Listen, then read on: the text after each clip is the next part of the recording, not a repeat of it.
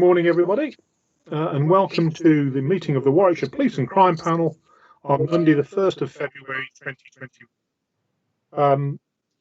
Panel members, welcome, and everybody else that's joining in online. We've got a fairly packed agenda for today, where we're covering a number of issues, including the panel's consideration of the Police and Crime Commissioner's precept consultation. Before we do start on the formalities, it gives me great pleasure to introduce to everybody Andy Davis, who is our newly appointed independent member of the chair of the Police and Crime Panel. Just to keep things easy, you will all know that we already have an Andy Davis as our independent member of the panel, so we now have two Andy Davises. And as you can see, our new member has got himself titled as the new one. So, Andy, you're more than welcome. It's great to have you on board. Also joining us today, we've got Mr. Alistair Murdy, who is attending on behalf of the Joint Audit and Standards Committee, which operates looking at the efficiency and the effectiveness of Warwickshire Police as well as an independent group. Mr. Murdy, you are more than welcome. It's a pleasure to have you here.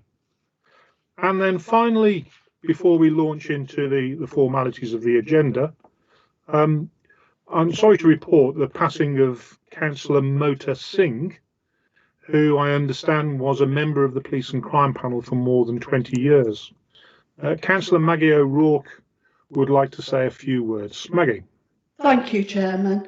Yes, it's very sad news. Mota worked tirelessly, as we all know, on behalf of his local community and served in public office as their elected representative for many years. Mota was actually the first ever Asian councillor to be elected to Warwickshire County Council. And I think that the most notable thing in terms of us as a panel for us to sort of remember is that in 1985, Mota became a member of the police committee, and 9 years later he was the chairman in 1998. Mota then went on to become chairman of a much changed independent police committee authority, and in 2006 his contribution and work was recognised. He served for 21 years as a member on the Police Authority Service, quite something. His community and public service is truly inspirational, and I'd just like to finish with a brief quote from Mahatma Gandhi, who said, "The best way to find yourself is to lose yourself in the service of others." Rest in peace, Mota. Thank you, Maggie, and that was a hugely fitting tribute. Thank you. Members, can I take you on to the main agenda then, please? Agenda item number 1 is apologies. Do we have any apologies? We have apologies from Councillor Nicola Davis, Chair. Thank you very much indeed. Those are noted. Agenda item number 2, disclosure of pecuniary and non-pecuniary interests. Panel members, does anybody have any pecuniary or non-pecuniary interests on items on the agenda, please? That's a no then. Thank you very much indeed. And we move on to agenda item number 3, which is the minutes of the previous meeting. On the agenda papers, that's page 5. Members, I intend to do the minutes for accuracy first. If you have any issues, please let me know as we're working through by speaking out. So, page 1 of the minutes, which is page 5 of the agenda pack. Page 2, which is page 6 of the pack. Page 3,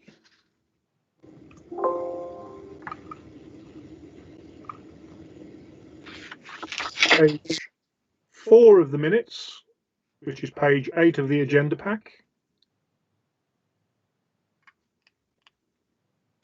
Page 9, page 10, and page 11. Members, can I have your agreement, please, that the minutes are a true and accurate record, and I will sign them accordingly?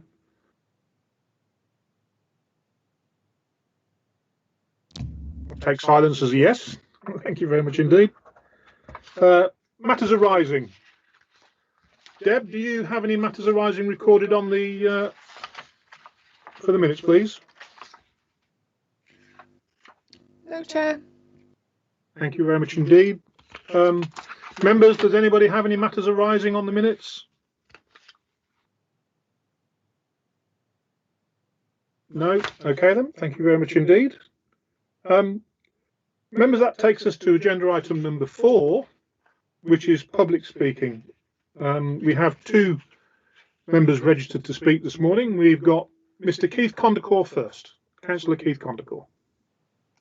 Thank you very much, Chair, and good morning to Philip. 2 points I wanted to raise related to COVID.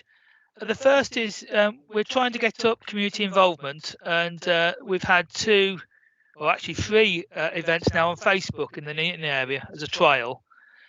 It's most welcome, but I was alarmed I didn't know about it because 2 of the 3 events were on a very large community forum that excludes Labour and Green Party members quite actively.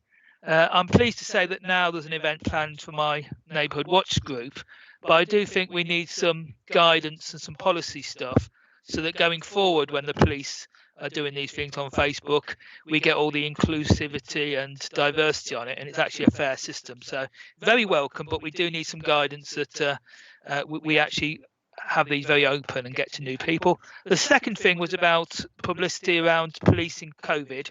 We had a lot of publicity about Hartsell Hayes being patrolled by the police, and we had lots of issues down obviously in the Neaton with supermarkets like at Queen's Road, and this policing seems to be high profile at Hayes, which is somewhere where we do want people to be walking. And one of the things a lot of people are quite nervous about is really law-abiding public not knowing how far local is. So actually the police, when they do these high profile, we're patrolling Hartsell Hayes, really do need to give the public some feedback.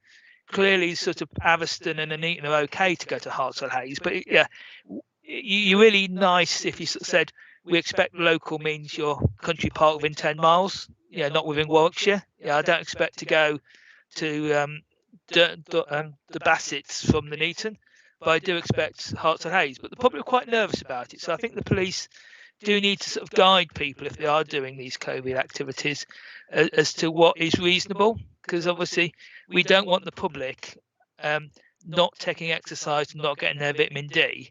But also we don't want groups going across Warwickshire and meeting up at the Hayes. So I know it's a very local issue, but I'm sure the same thing's repeated across Warwickshire. Thank you, Chair. Okay, Keith, thank you. And in terms of the COVID event, was that a police event or an event held by the PCC's office? It was a police event, but I think the PCC should be giving some guidance in terms of when the community does get involved with police, that actually things should be targeted to groups that are open to all people and obviously try and get them as diverse as possible. Definitely. Philip, two questions which are policing orientated as opposed to your role. Would you like to respond to Councillor Condacor? Yes, I will. Thank you, Councillor Condacor, for raising those issues. I mean, I think these are principally police operational matters, and I will, of course, be taking them up with the force. Generally on meetings, I agree with you. I think when the police are engaging with the public, it should be open to all. But maybe occasionally they get asked to speak to a specific group, which I would encourage as well. But I would, at the same time, I think that engagement is principally should be open to all, and all should be able to comment and listen to what they're saying.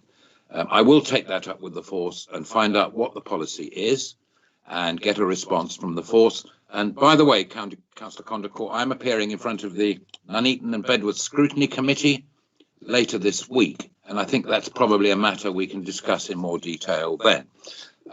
As far as country parks, supermarkets, etc., I mean, my view is that we've been challenging the force as to their response to all the COVID rules and guidelines, and I accept they change from time to time based on where the pandemic is and the scientific advice. But in general, I think the force have worked with the communities. I think I've had very few comments in my office that the force response has been too light or too heavy. That indicates to me, I think they've got it about right. But to give sort of hard and fast rules that you can't go more than 6.5 miles, or you can't walk more than 2 miles or something, I think is trying to interpret the regulations over and above what they are. It's about common sense. The police response, as you all know, is the 4 E's, about encouraging and explaining, educating, and finally enforcement. And I think the amount of enforcement has probably gone up a little bit during this current lockdown, and that is because members of our community are taking too much risk. So I accept your point again, Councillor Condacor, bearing in mind that supermarkets is not the realm of the police. They would only be called by a supermarket manager or operator if there was a crime being committed. So in my experience across Warwickshire, supermarkets have actually dealt with this quite well. There have been very few instances of perhaps some of the things we've seen going on elsewhere in the country in supermarkets, which I'm very pleased about. But I will once again raise this with the force and see if I can extract any more policy or guidelines that will be used locally in Warwickshire. Thank you, Commissioner, and it is a timely message, isn't it? I know that Warwickshire Police have communicated with all town and parish councils with a very handy guide explaining what people can do in terms of the law and what their position is. And we know in North Warwickshire that we are seeing an increase again in infection rates. So any support will be greatly appreciated. Members, that takes us on to our second speaker of this morning, which is Mr. Ben Taumeh. Ben. Thank you very much, Chair, and thank you to the panel for allowing me to speak today. For those who don't know me, I'm Ben Taumeh. I'm the Labour and Cooperative candidate for Warwickshire Police and Crime Commissioner. I just want to begin with a warning to those viewing at home that I'm about to discuss domestic abuse and themes of serious harm. So if you have been a victim of domestic abuse, you can call the police on 101 and always call 999 if you feel threatened or a crime is in progress. We are calling on the Police and Crime Commissioner to stop the cuts to Warwickshire's domestic abuse risk officers. At this very moment, people are trapped in abusive relationships here in Warwickshire. Children are growing up in violent homes. By the end of the week in the UK, at least 2 women would have been murdered by their partners or ex-partners. And the pandemic, as we know, has made all of this so much more dangerous. It is in this context that I submit my petition signed by 1,012 concerned residents. The domestic abuse risk officers are 9 highly trained staff who make up the domestic abuse unit. They have over 70 years experience in police service between them, and currently they are all being made redundant, but this needs to be urgently halted. I have since learned that only 4 risk officers are still working full-time in the team, as inevitably some have found other jobs before they are pushed out. So at this very moment, there are only half the team in the domestic abuse unit left to support victims, and this is while we're still in lockdown, while the risk to victims is still the highest it has ever been. These risk officers enable successful prosecutions to make sure abusers are locked up. They are the emergency support for victims in the first 72 hours as they reach out to the police. They often pick up victims and drive them to refuges all over the country. At the start of the lockdown, they phoned every single victim in the county that they were aware of to give advice and offer support. And I'm aware that victims often appreciate being able to speak to someone who isn't a uniformed officer, and they're able to open up more that way. These domestic abuse risk officers have worked through Christmas and bank holidays during this pandemic, and I think they deserve better than this. If ever there was a moment to cut the entire team of experienced and dedicated officers, this is not it. Local people, including children, could suffer the most serious harm as a consequence of this decision. People could lose their lives. Victims of domestic abuse must never be put at greater risk. As I understand it, the 1,012 people who signed this petition represent 1,012 more people than the Police Commissioner has asked about these cuts. Warwickshire residents have been kept in the dark throughout, and local people, I believe, have the right to know what is happening and to have their say. I've been told I have 2 questions for the panel, so if I may. First, in line with the Police Commissioner's role as the public's representative, are you aware of any efforts by him to reach out to local people to get their views on redundancies in the domestic abuse unit? And secondly, can this panel join me and the petitioners in urging the Police and Crime Commissioner to protect victims, act on the wishes of local people, and stop the cuts to our domestic abuse risk officers? Thank you. Okay, thank you, Ben. Before I ask Philip to reply, I'll just make a couple of observations. Clearly, the panel have for some time recognised the importance of effective policing operations and efficient policing operations around domestic violence and indeed violence of all sorts. In terms of the proposals before us today, they aren't cuts. It is a budget proposal coming from the Police and Crime Commissioner, and as a panel we are aware of your petition and we are actively considering how best we can help the PCC deliver an efficient service around a fundamentally important part of the police safeguarding agenda. Commissioner, you have a response? Thank you, Mr. Chairman. Yes, I think, of course, I think I received this 3 days ago. I'm not absolutely sure that all the signatories are Warwickshire residents, and it is normal in a petition to have a name, a signature and an address, which I was not made aware of. So that would be helpful in addressing this petition. I just wanted to talk roughly about the statements made in the petition, which is what people signed up to. It's flawed, it's not correct, and it gives the wrong conclusions. So just to pick out a couple.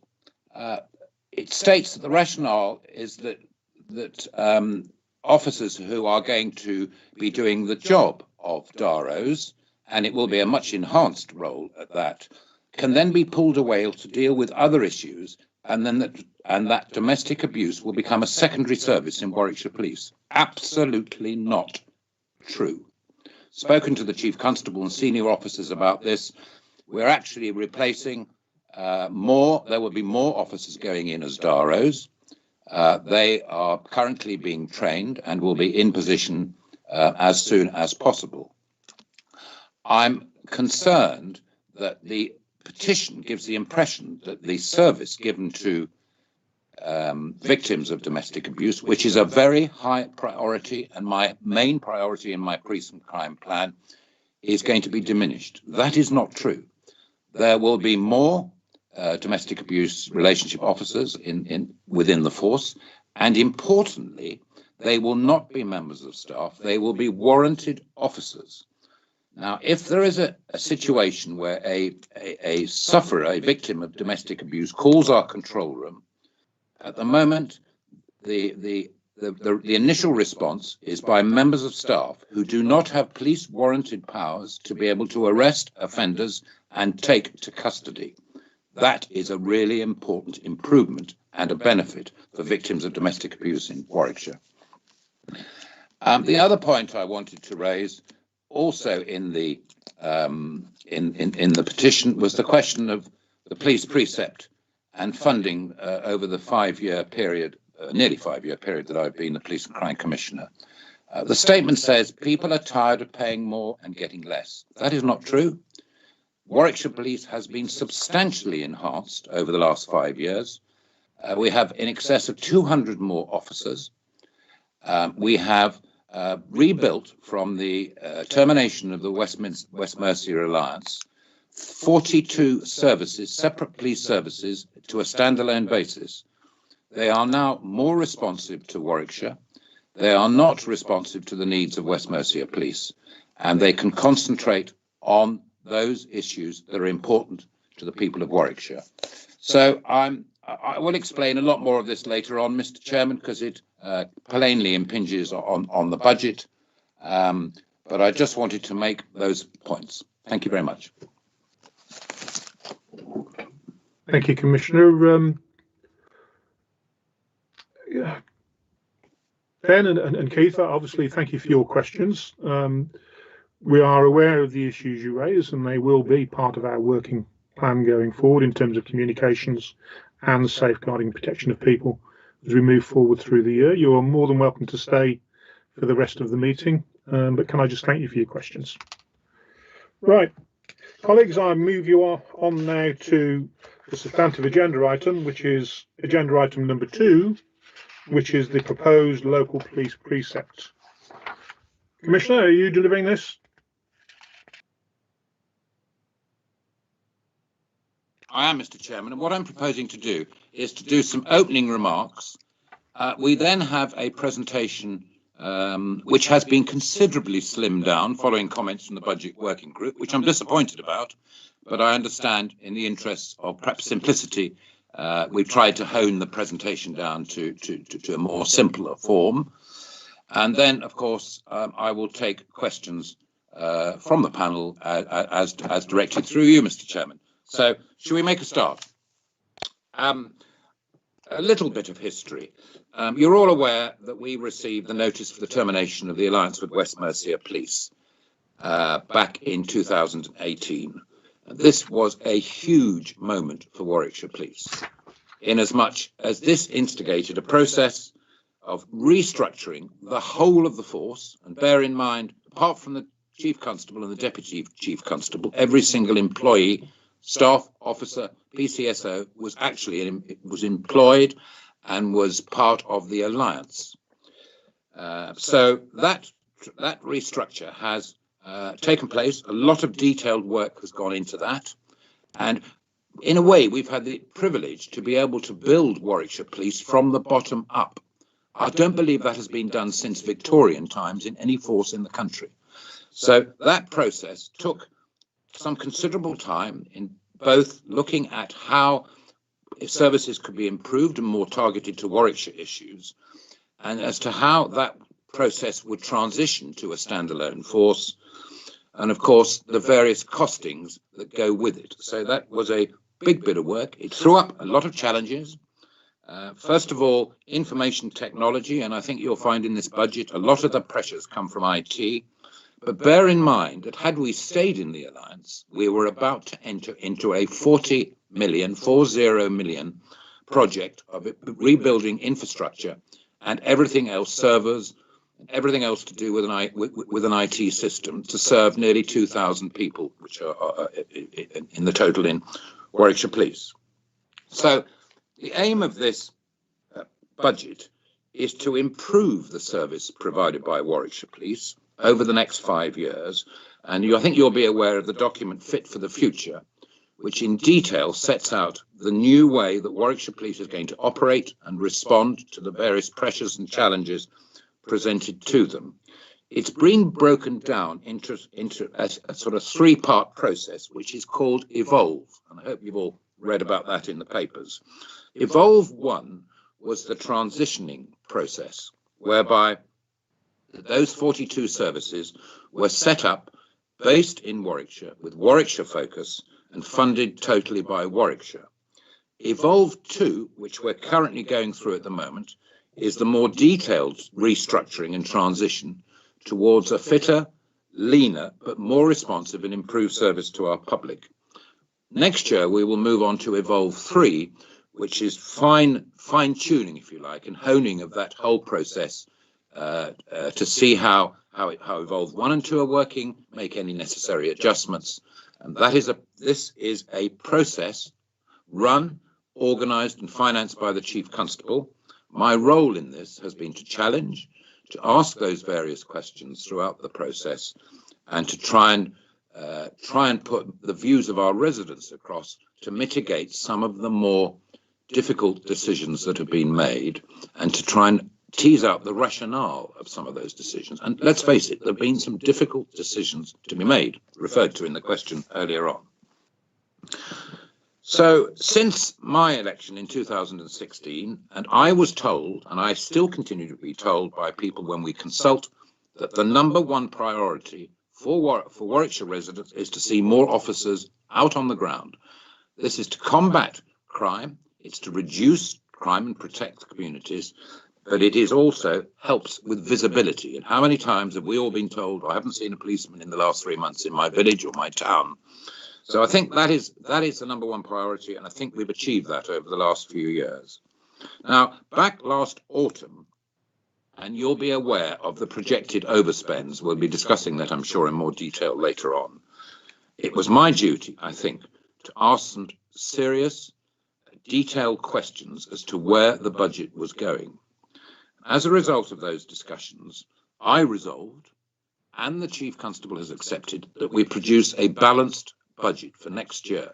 No longer can we rely on subsidising the budget from those healthy reserves, which I was left by my predecessor, and indeed was given a lot of stick by the Home Office for holding too much reserve. So we've gently reduced those reserves down, as I think is prudent and is good value for our taxpayers, until we've got to a level now where we're at where we think that we cannot dip into those reserves anymore.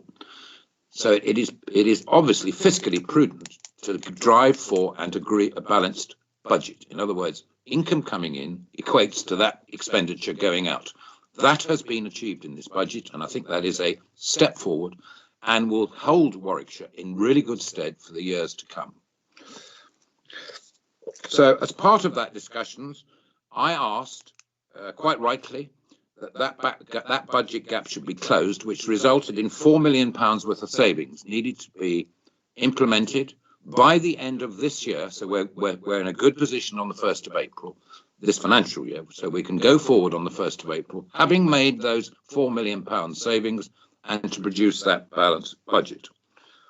So in summary, this budget seeks to achieve, with the minimum effect on service, and indeed the maximum benefit of services, by maintaining improvements from council taxpayers' funding over the last 5 years, plus further enhancements in this budget.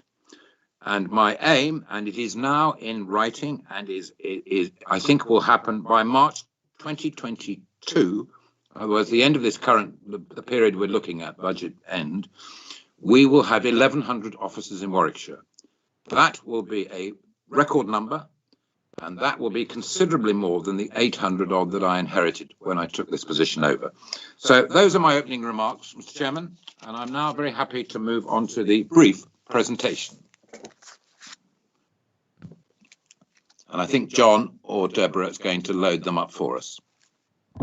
Yes, we'll do. Thanks.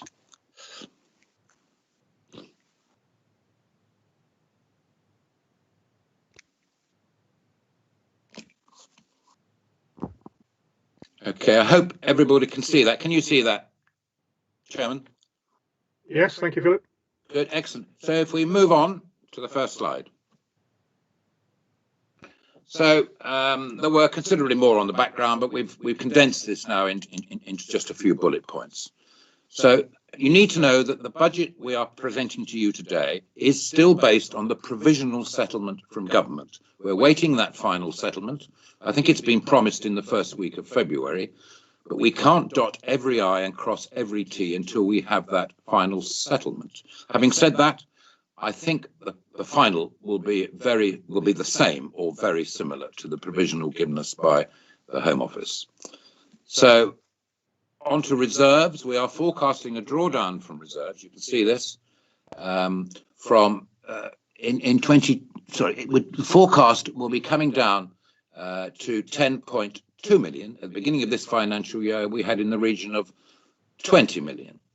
And the reason that this is being done is firstly to remove that current pressure this year of 3.9 million from reserves supporting the budget, but also the significant costs of transition and transformation.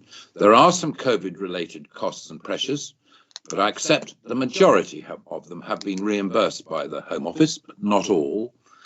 And of course, there are some ongoing spend overruns, and this is about learning and adjusting to the new standalone model. Now, I've already said the reliance on reserve is not sustainable, and the final 3 services are still to transition out of those 42, out of the Alliance, and those should be done this year. But costs, particularly on IT projects, are very difficult to forecast. There are always snags being thrown up. Most IT projects tend to be late and over budget, but we are doing everything we can to have that transition done on time by September 21, and indeed to be within the allotted budget within this budget. So there's the strategy to deliver a resilient, good and balanced budget. Next slide. Okay, these are just, I hope, some simplified infographics to give members of the panel some understanding as to where the money goes. So the top there in the middle, our total expenditure is 124.6 million. We have an income which is increasing of 10.4 million. So our core funding is plainly the remainder. The budget this year, about 80% goes on our people.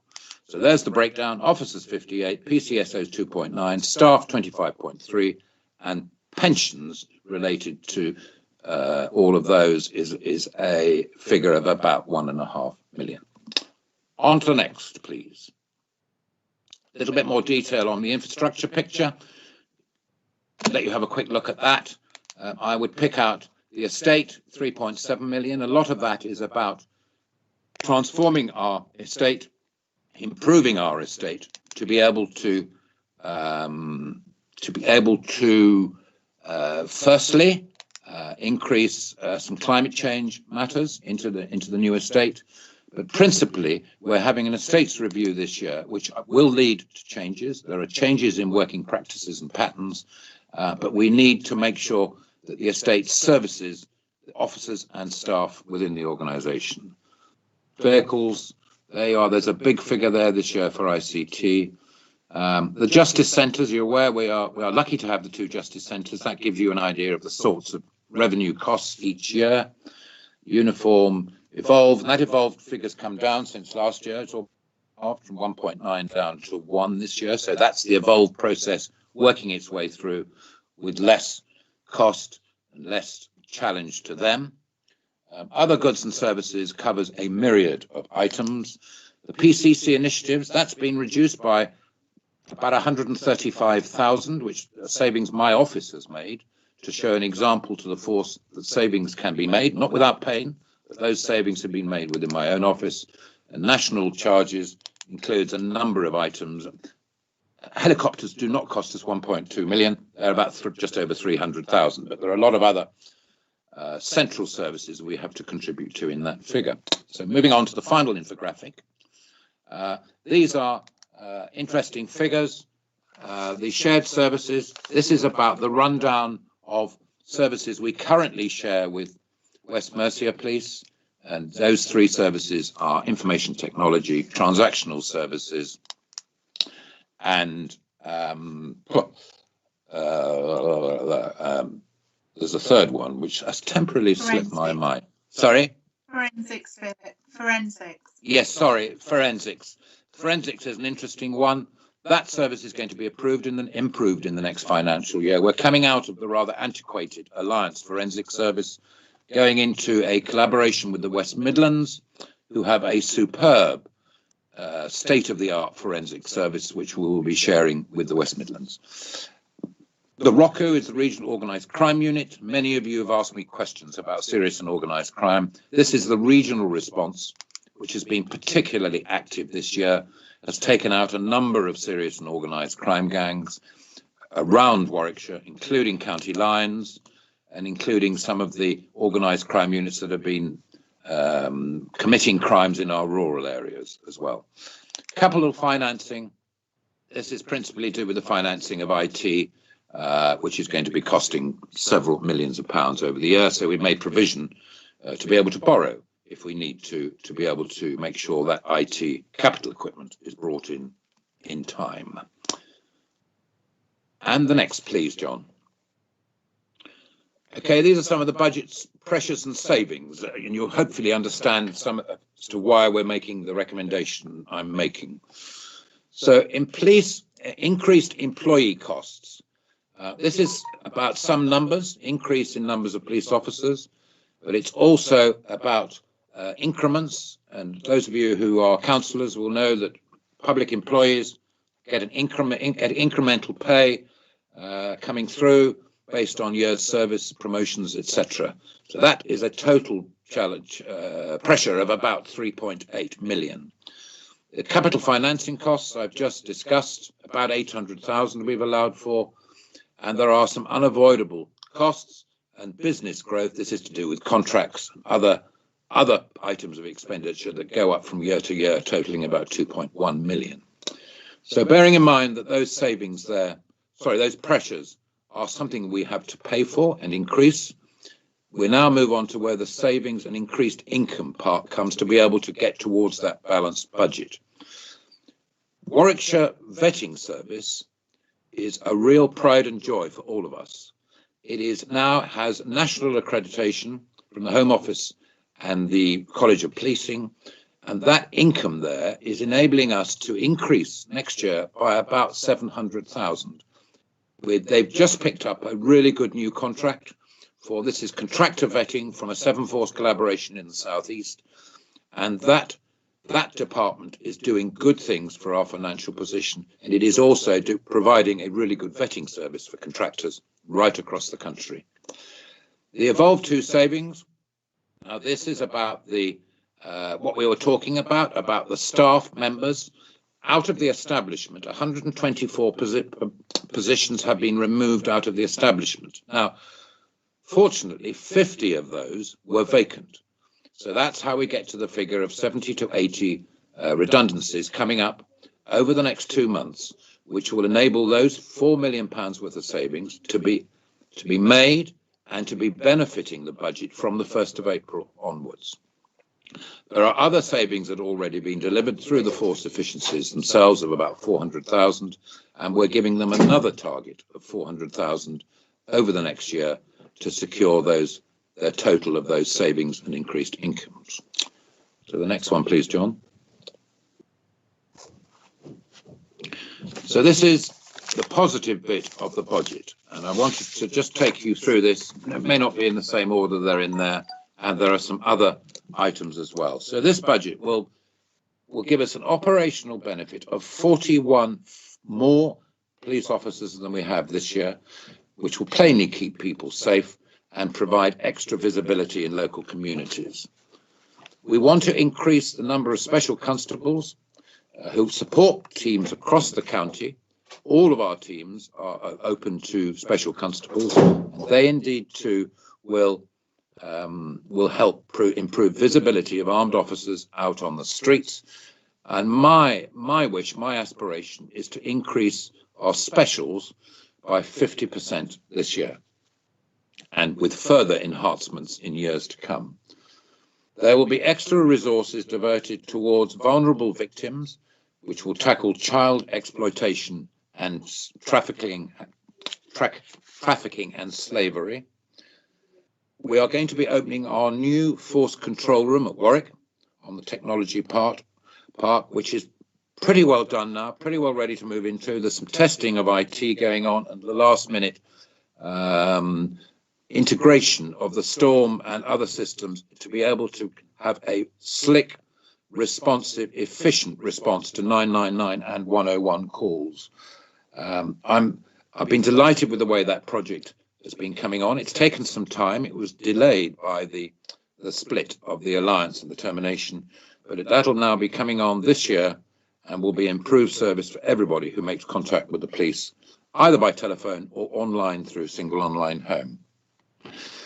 The improved forensic services I've mentioned beforehand, this will be delivered through the new collaboration with West Midlands Police, and that is the right thing to do. It is highly expensive. With some of the equipment now to test DNA, fingerprints, mobile phones, etc. And it just makes pure operational and financial sense to have that collaboration. And I'm not against collaborations in general. I'm always looking for new collaboration opportunities, but they have to be right operationally and they have to be right financially to make sense. We're putting more warranted officers into strengthen the force's capability to investigate crime and catch offenders. And we're also putting extra financial support into increase the number of independent sexual violence advisors who will support victims of sexual offences and domestic abuse. On to the next slide. So looking at the MTPF, which we are required to do, this year we've taken it out now for 5 years, always traditionally done for 3, but I think from where we're at, with the challenges of rebuilding the new force, it is sensible to look at a longer period. So going forward, there will be sustainable budgets with no routine reliance on reserves. We're going to put a further savings target of 1.5 million across those 5 years as part of Evolve 3. And one has to make assumptions in a medium-term financial plan. So we are assuming that central grant funding will increase beyond next year by 1%. there will be a 1% pay award and increments as anticipated past the 21-22 period. As you're probably aware, there's a public sector pay freeze with the exception of national health employees and those public sector workers earning less than 24,000. So police will be subject to a pay freeze and our staff from September next year for 12 months, but we are anticipating that that will be increasing by 1% beyond that period. We've also had some discussions with all the districts and boroughs about the council tax base. That's the number of properties paying council tax and indeed council fund deficits. I think it's fair to say this year that has increased the pressure on us from COVID, although I think there will be increases in the council tax base coming up. You all drive around your areas and you'll see the development going on. And there are far more houses being built than there are being demolished, so that is likely to go up. The council fund collection fund deficit is more difficult to forecast. That is about the actual amount that is paid, and the deficit is plainly that part of the council tax which isn't paid. So we'll have to see how that goes on. But the government have given us some money which we put into reserve to split that deficit over a 3-year period, which I think is helpful from the government. We are forecasting 2.99% increases in precept from 22-23 onwards, and we are obviously contracted inflationary increases need to be factored in as well. So we intend to retain the reserves at around the £10 million level across the whole of that period, which includes the current £5 million general reserve. That was referenced earlier on in the agenda this morning, adds detail behind those headline figures. I can't hear who's speaking. I think it was an accidental broadcast, Philip. Please continue. Oh, fine. Sorry. Okay. Okay. If we move on to the next slide, please. So this is a summary, really, and then following this, I will of course open up the meeting or the chairman will, to questions. So we've had a 2-phase public consultation and comprehensive stakeholder engagement, and Neil Tipton will brief you on that, head of comms in my office, as the next agenda item. So what I'm recommending to the panel today is a 21-22 budget draft at this stage till we get the final settlement, based on a £14.99 per annum increase, which equates to £1.25 on a Band D property. But that is my recommendation. What I am concerned about, if you are not inclined to support that recommendation, we will need to make further savings in order to balance that budget, in addition to the current 4.8 million. Therefore, the 21-22 proposed council tax Band D is a total of £252.96, and you should be aware that each percentage change in council tax equates to about £500,000, and each £1 change in council tax equates to 212,000. So, in summary, Mr. Chairman, we've lived through extremely challenging times, both locally with the termination of the alliance, both nationally with the pressures of COVID, and I might add the pressures of HS2. But it is a fact that those residents who live in properties of less than Band D will be paying proportionately less. And there are quite a lot who don't pay any council tax at all, for example, students. And of course, those who live in higher band properties above Band D will be paying proportionately more than that £252.96. So I urge you, panel, to understand the processes we've been through. Hopefully you've read the substantial amount of facts and figures given in the budget report, which you've all had in writing. And I would seek your consent to increasing the council tax in Warwickshire by £1.25 per month, £14.99 per annum for a Band D property. Thank you. Thank you, Commissioner. Before we move on to the update about the budget consultation summary, Councillor Kettle would just like to ask a point of clarification on your slides, which is at variance to the information that was provided to the panel in the information pack. Councillor Kettle.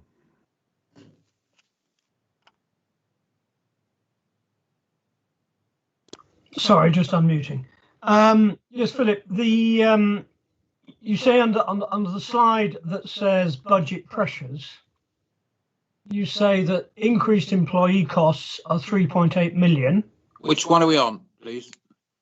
That one there? The slide saying budget pressures. Yes, it's on now. Thank you. In the budget information that was sent to us, let me just find it again. The 21-22 budget shows a spend on staff costs and other employee expenses of 88 million. And the outturn for the year for 2021 is 93 million. I'm ignoring the points after the decimal point, which is a reduction, not an increase.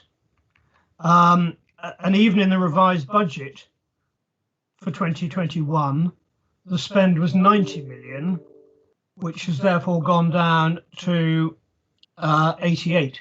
That is not an increase in employee costs. Right, thank you for that question. Mr. Chairman, if I may defer to Sarah Ansell, my treasurer, who incidentally has spent a lot of time putting all these reports for your benefit together. So, Sarah, do you want to comment on that question? Yes, thank you, Philip.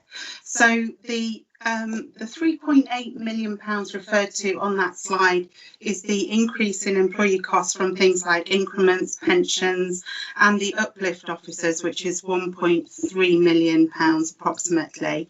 But of course, in the information that was provided to you separately, there are some that nets off against some of the staff savings that are referred to as part of the Evolve 2 savings. So there are other and there is also some one-off costs in there with regards to the Evolve transition process. So I think there are a number of different if you like, things going on that are reflected within that sort of grand overview picture. So the £3.8 million are the pressures, but some of those savings that will net off against those and other changes too around the Evolve model will reduce that down. So I think it's just that reflection, if you like, and how things are badged and what you're reporting. So, but certainly the pressure is there.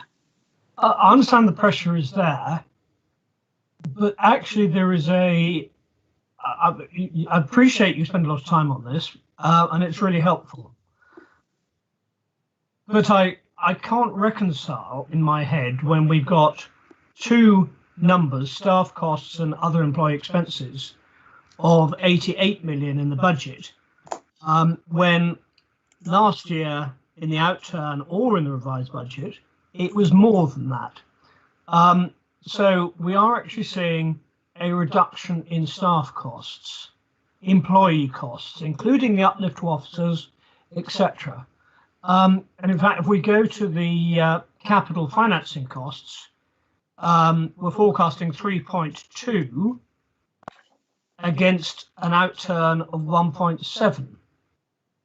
Yeah. That is an increase, but that is an increase considerably different to the 0.8. Yes, the 0.8 increase is the increase between the original budget for 2021 and the proposed budget for 21-22. So that reflects the increase in capital spend and the fact that we in 2021 and that we will be funding all of that through borrowing, or the vast majority of that through borrowing. In terms of the underspend that has been forecast, that builds into that sort of overall picture regarding the 2021 budget.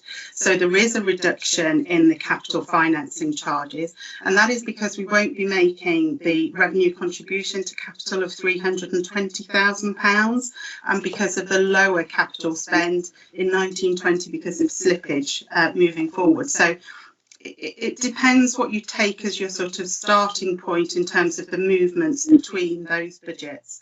And certainly I'm happy to sort of go through some of that offline if you wish, but hopefully that helps to explain. Thank you, Mr. Chairman. I think it demonstrates that actually the point I made at the last meeting about having a clear set out of the actual budget rather than extracts from the budget is really important going forward, so that if there are items picked out, that they can be reconciled back to the real figures for the year, or for the forecast, or for the budget.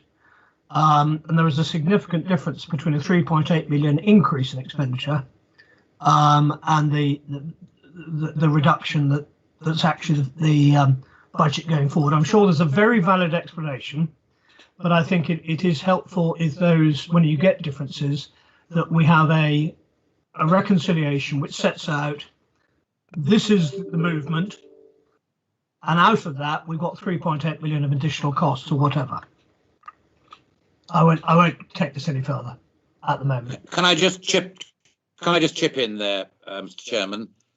I think Sarah has tried to set up the net figures. There are pluses and minuses on most of those figures on that page, but I think it just gives the panel an idea of the total pressures that we've had to consider, with the pluses, with the minuses, into setting this year's budget.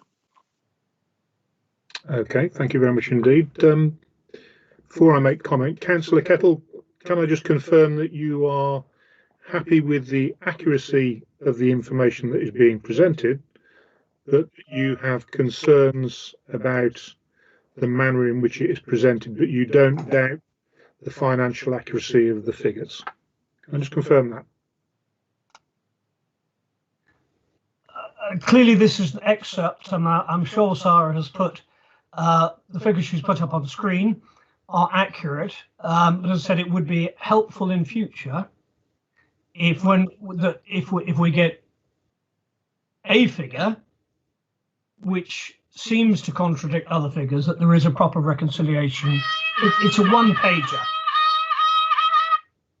That's all one needs, and I think it's really important going forward that we, having bullet points and having infographics which bring out individual issues, unless we can relate it to the overall picture, it makes it very challenging. I'll leave it there if I can, Mr. Chairman. If I could just chip in again, I mean, I think this a lot more detail. Would you wait for an invitation to be speaking, please? Thank you very much. So, thank you, Councillor Kettle. I understand the point you made, and for the information of panel members, we did agree that for the forthcoming year, we would review how we consider budget information that is provided by the PCC's office. I am conscious that, Commissioner, you've made comments twice about the amount of work that has had to go into informing the police and crime panel of decisions around the budget, and I do hope that you appreciate that we are exercising our democratic right to scrutiny. So I invite you to comment. Yeah, apologies for speaking out of turn, Mr. Chairman. No, I think that I would just like to, I think the budget working group sits, I think, 4 times a year and monitors all these figures and has every right to ask every question financial about Warwickshire Police and indeed my office. I think that as I understand it, the budget working group wanted a less comprehensive presentation on this budget, which we've applied that request. So it's just a bit hard when we're asked to give less information, and now we've been criticising for not giving more. That's all. That's the only point I want to make, and I will leave it there. Okay, thank you. Well, we'll take that feedback and consider it as we go forward. As you appreciate, there is a complexity to dealing with the detail of significant financial budgets and variances that are going on because of the end of the alliance. But I am grateful to Sarah, as you have acknowledged, for the amount of time and effort that she has put into answering the questions that the panel has raised since we had our briefing. And as long as Councillor Kettle, as he has said he does, considers that the presentation you've got today reflects the detail that we've been presented before and there are no inaccuracies, I'm happy to move forward. Thank you. Now, we do have a second point in terms of the proposed precept about a setting around or a presentation around the budget consultation summary. Do we have any update on that, please? Just to say that I don't have a presentation as such, but I'm happy to give a brief overview. Obviously, the panel has had a very comprehensive 80-page summary of what we did and what we concluded from it. I think I've said at every police and crime panel meeting that we've had over the last few years, it seems to get even more complex every time we come to the budget consultation with the circumstances that we're presented with. COVID obviously is on top of that as well. This year, what we tried to do is we anticipated that the notification to us of the settlement from national government was not going to come before Christmas as it would traditionally do, and indeed it didn't come until mid-January, albeit we did have some information from the spending review to go out and consult on. So knowing that that was likely to be the case, we started consulting early, but obviously at that point we have no budget proposal. What we asked were questions around the public's priorities to understand if, for example, the priorities that they had given during the earlier consultation that we ran jointly with the force had changed in the light of COVID, and also to provide some of the background that we had in terms of what that settlement might look like and the implications that that would therefore have. And then it was simply asking for feedback on whether the public felt that in those circumstances an increase was acceptable or not acceptable.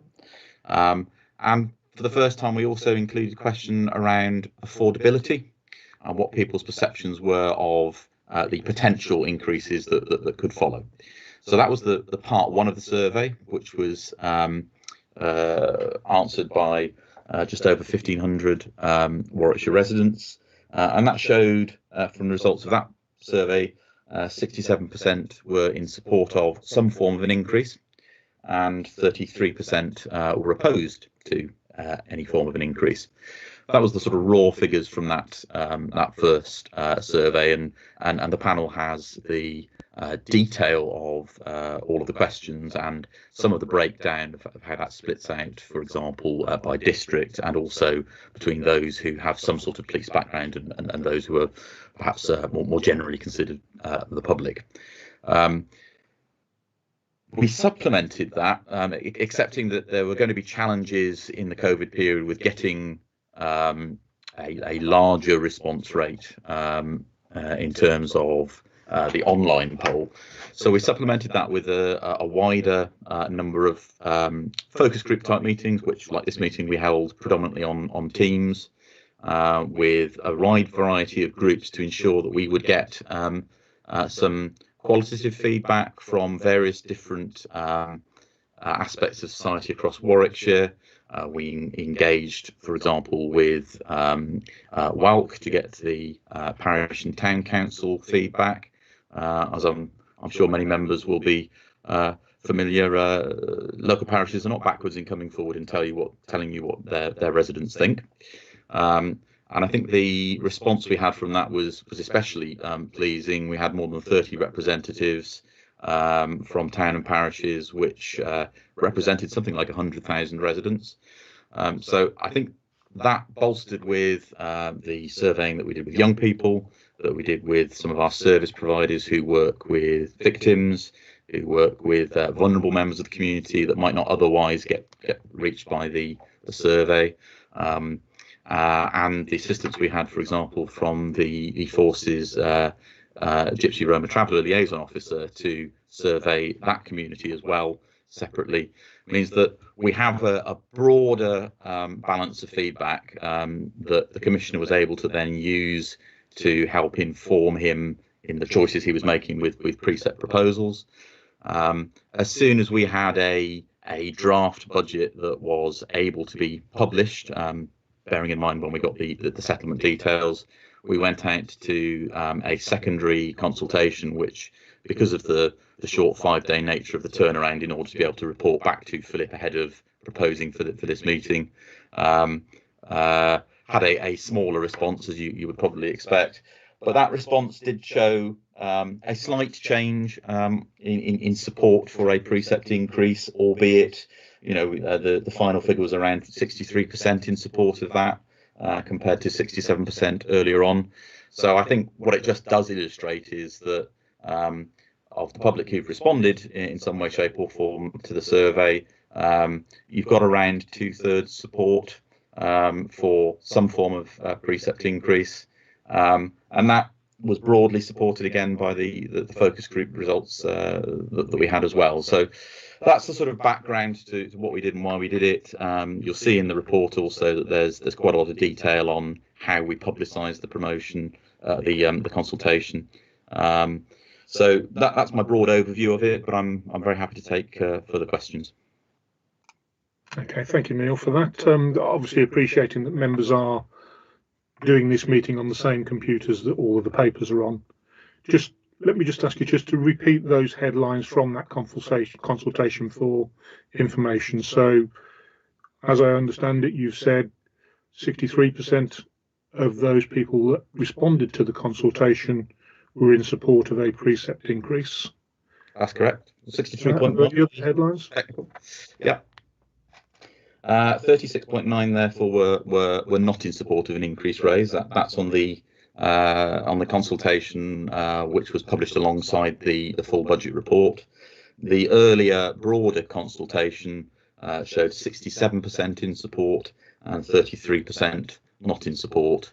Obviously it's harder to gauge in pure percentage terms the response and feedback from the focus groups, but the similar sorts of issues that were being raised in those were also raised in the comments that we received from the public. We had thousands of comments from the public. So I think broadly we can say that there is a similar level of support there, even though it's perhaps harder to measure. But certainly I think it boils down to there are obviously always going to be members of society who are going to find a precept raise difficult, but the balance, I suppose, the balance that the Commissioner has to tackle there is in meeting the needs to provide the services that the public needs, and it should be also noted that in terms of the first survey, the largest element of support that we had for any of the proposals was for the largest increase. So, I think it splits down in a variety of different ways, but it does tend to support tend to suggest there is support for a raise. Okay, thank you very much indeed for that. Members, a fairly substantial update on the two issues. Can I ask if anybody has any questions? If you can you please raise your hand?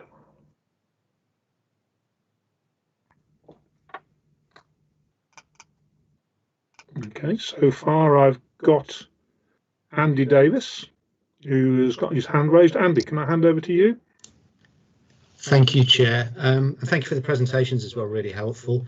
Just a question on the consultation, so it'll probably end up with Neil to answer. Am I right in thinking then that although you said there were a significant proportion of respondents who were okay with an increase, that almost 60% of respondents in total either agreed to no increase, a small increase or a moderate increase, if we took all those three together, and that only 38% actually agreed to the larger increase proposal?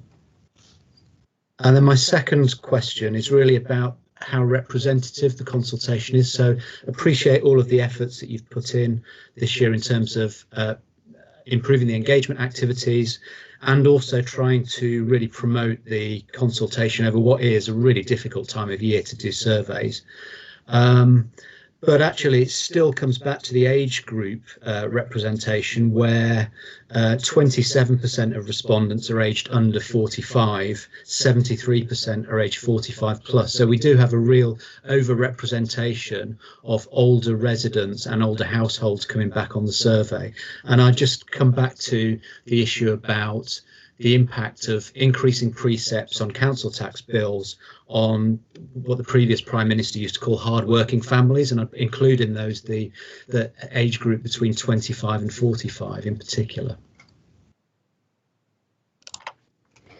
Thank you. Commissioner. Did you want me to respond to that, Philip? I'll take that as a yes. Yeah. Yes. In terms of the actual support, the figures were that we asked for people to suggest one of three potential increases, but we also gave them the option to say no increase.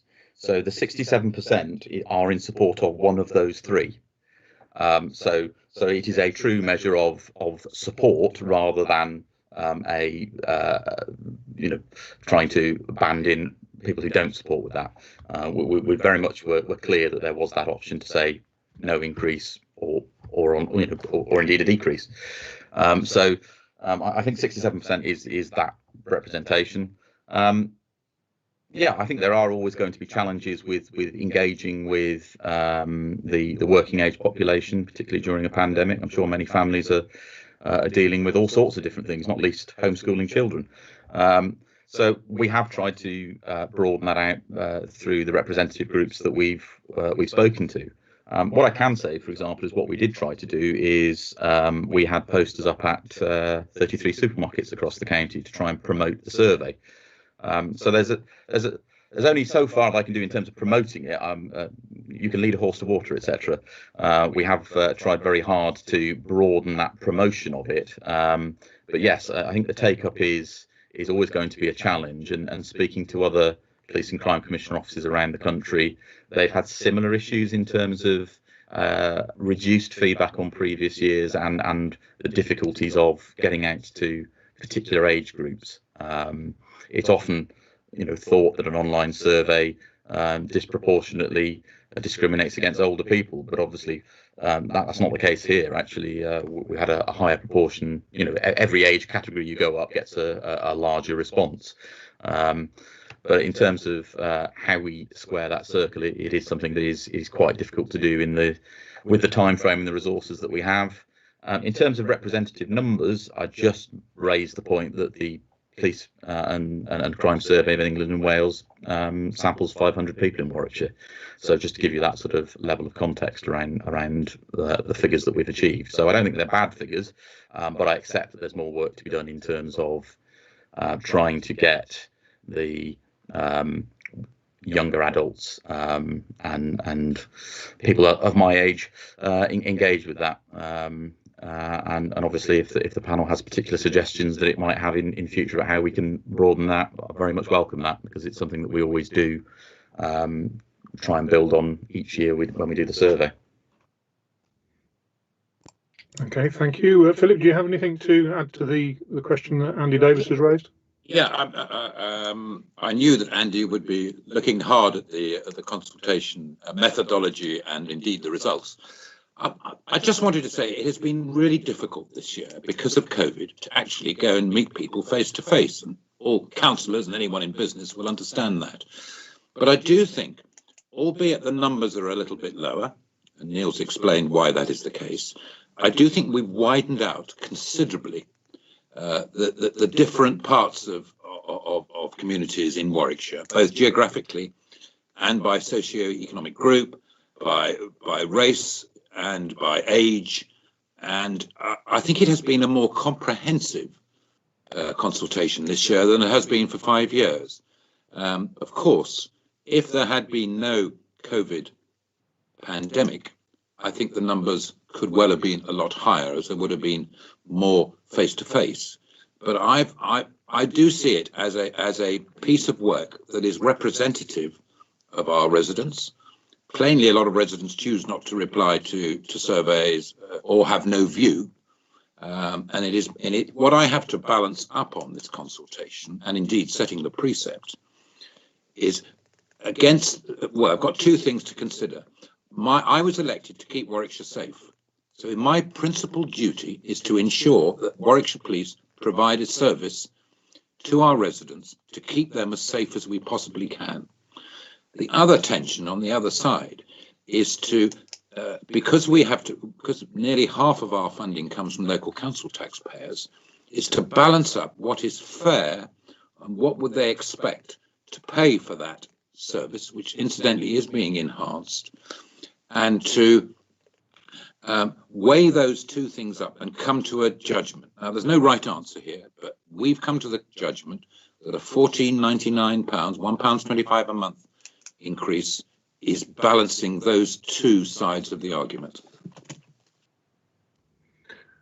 Okay, thank you. Do you have a supplementary question, Andy, on the consultation, or am I able to move into a debate about the main budget item? No, just a follow-up point, really, Chair, which is really that whilst I agree with Neil's point that actually there was I suppose, some support for an increase in the precept, moving us towards the largest increase, it wasn't actually as clear-cut, and actually 60% of respondents who weren't police respondents to the survey either suggested they wanted no increase, a small increase, or a moderate increase. It wasn't for the larger increase. Okay, thank you. Commissioner, you note the point, I take it? I've noted that. I don't know whether Neil's got anything further to add, but I'm sure Andy's interpreted the report correctly. He's quite correct in interpreting it that way. As you say, that the levels in support of an increase do vary through each of the categories. I think the only other point I would make is that on the affordability question, there were fewer who said that it was unaffordable, any form of raise, than had indicated they wouldn't support a raise, if you see my meaning. So whilst there were people who don't support a raise, amongst those group, there were clearly those who could afford to do so, but just objected to doing so. Okay, thank you. Neil, you'll have to appreciate that the survey results aren't in the members' pack that has gone out. I know you circulated it electronically, so members of the public who are joining the meeting won't have any sight of any of the detail. Maybe going forward. It's on the website, Chair. It has been shared with the papers. Okay, thank you. Well, it's not in the members' pack that have come out, so we're at a slight disadvantage in terms of the hard copy. But Andy Davis's point is a good one. Right, members, you'll have to excuse me because I don't think my hand system is working. Because all I can see on my screen is that I've got Andy Davis, who had indicated. I am going to have a move to the list that I made in our pre-meeting. I'm going to invite Councillor Maggie O'Rourke to ask the first question. Mr. Chairman, I did want to question just an observation on what we've just discussed, and my hand system is up, but maybe you can't see me.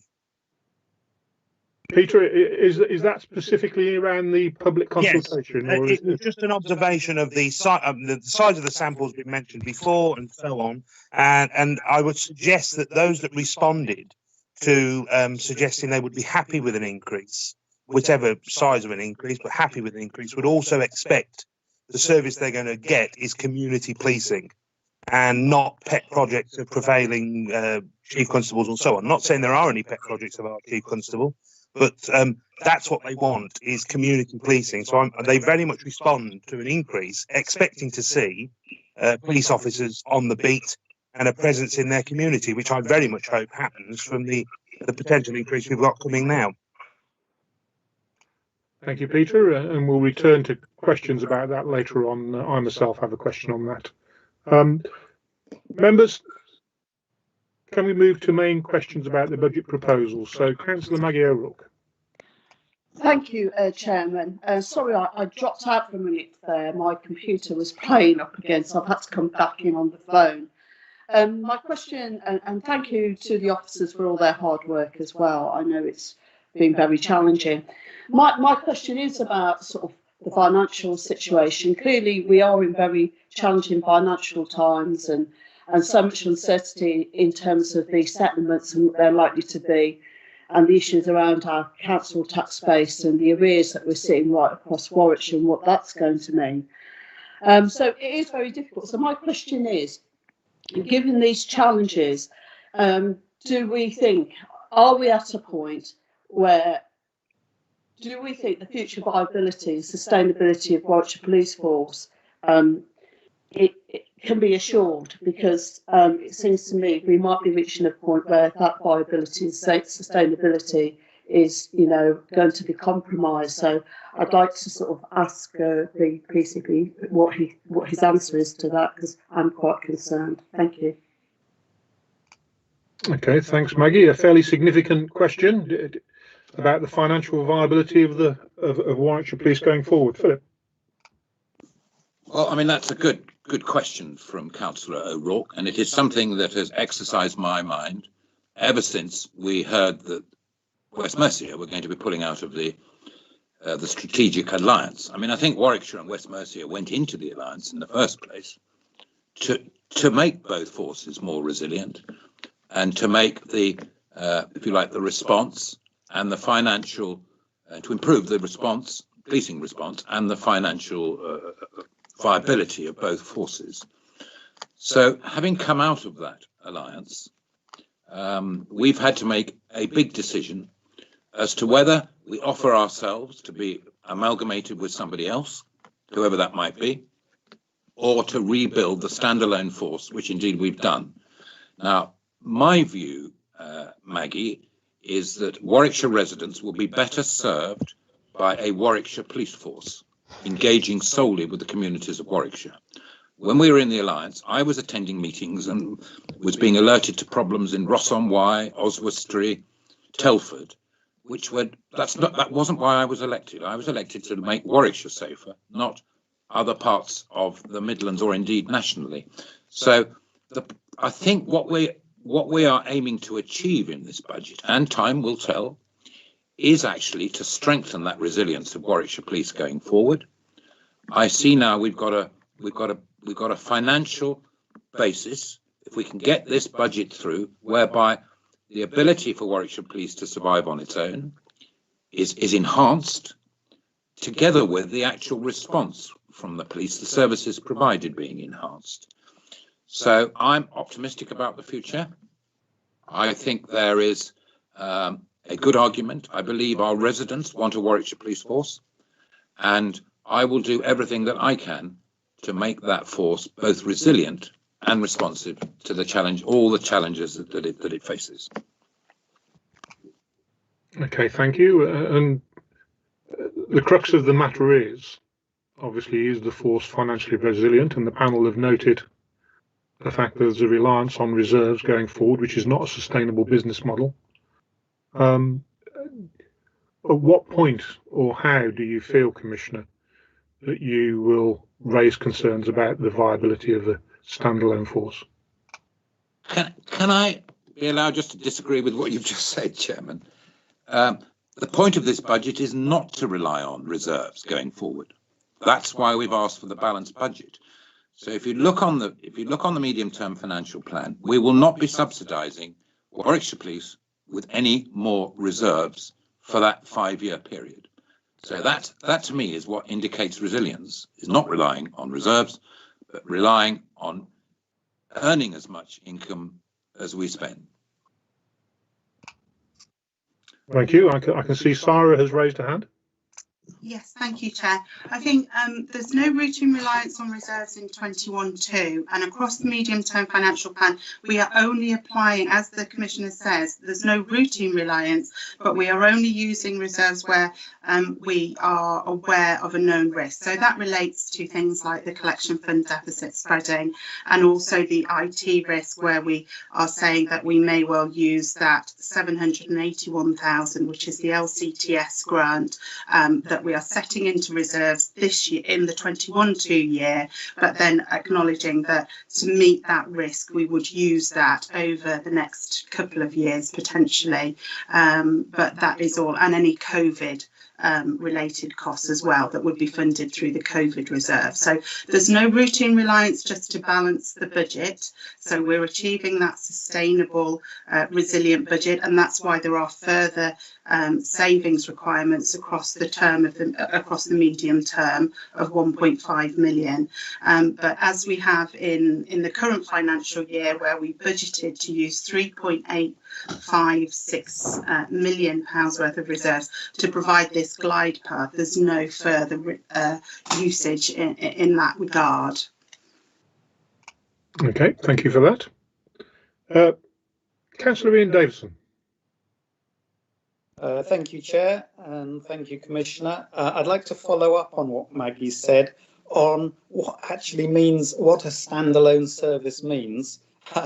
And I was very pleased to hear you say you're always looking for new collaborations, and you're quite enthusiastic, I think, about the forensics links, because that is so specialised. So I'm picking up on, I think it's page 14 of your report, page 26 of our pack, where it says reinforcement of specialised policing functions focused entirely within Warwickshire. And it's whether that's appropriate. And it's interesting, after that, it mentions county lines, which you've mentioned is a West Midlands thing. So going forwards, whether things like, and quoting from that paragraph, modern slavery, human trafficking and county lines is best done within Warwickshire, or more partnership work, or in your words, collaboration is appropriate.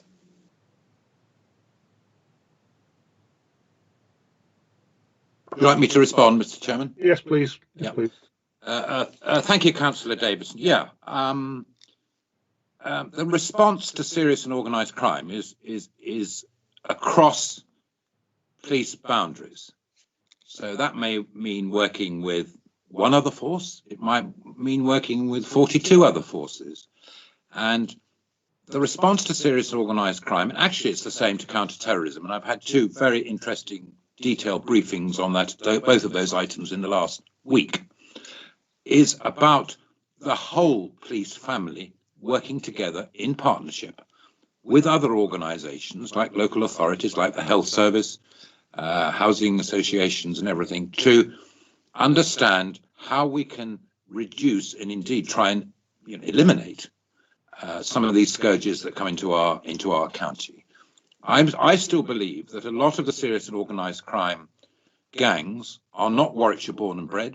They come from out of area, so we absolutely need to work with other forces to be able to reduce their coming into our area and committing crimes. So it's quite a complicated subject, but I do think that we can collaborate in two ways. We can collaborate operationally. That is the Chief Constable's job.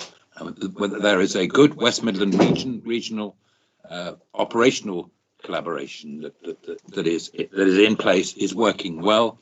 But of course, from my point of view, I can collaborate on some of those non-operational matters, which is what we can do. So I'm always looking to see what we can do together with the county council, with the districts and boroughs, with private industry. There are lots of forms of collaboration which can be to the benefit of our taxpayers.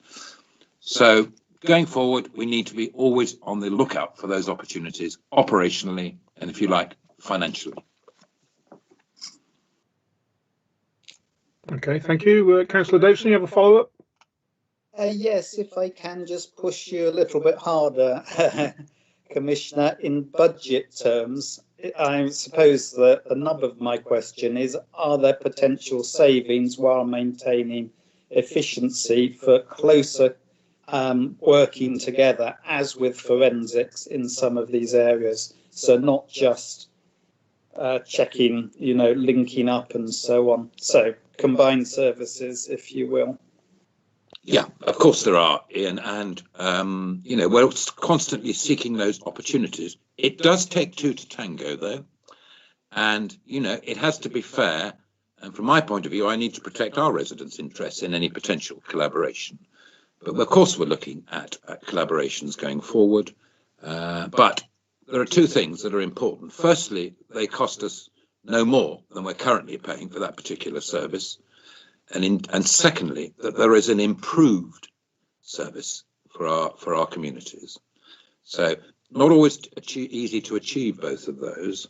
And we've been exploring some collaborations since we got the notice, which haven't worked. They're too expensive because other forces do things in different ways. But I want to reassure everybody, there is a lot of operational collaboration. I mean, motorways, for example. Motorways don't stop at the edge of Warwickshire. They go out into Thames Valley, they go into Leicestershire, they go into the West Midlands.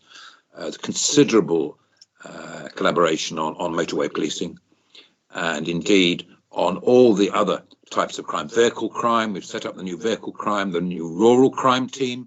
They don't just, apprehend offenders in Warwickshire. If they have to go out of area, go to Dudley or wherever it might be to get those offenders, they do it and bring them to justice. So operationally, it's the Chief Constable's business to make sure, by working with other forces and other agencies, there's the National Crime Agency, there's all sorts of, and the ROC who I've referred to, we need to make sure we get good value for money and, if you like, best turnout figures and performance from all of those collaborations.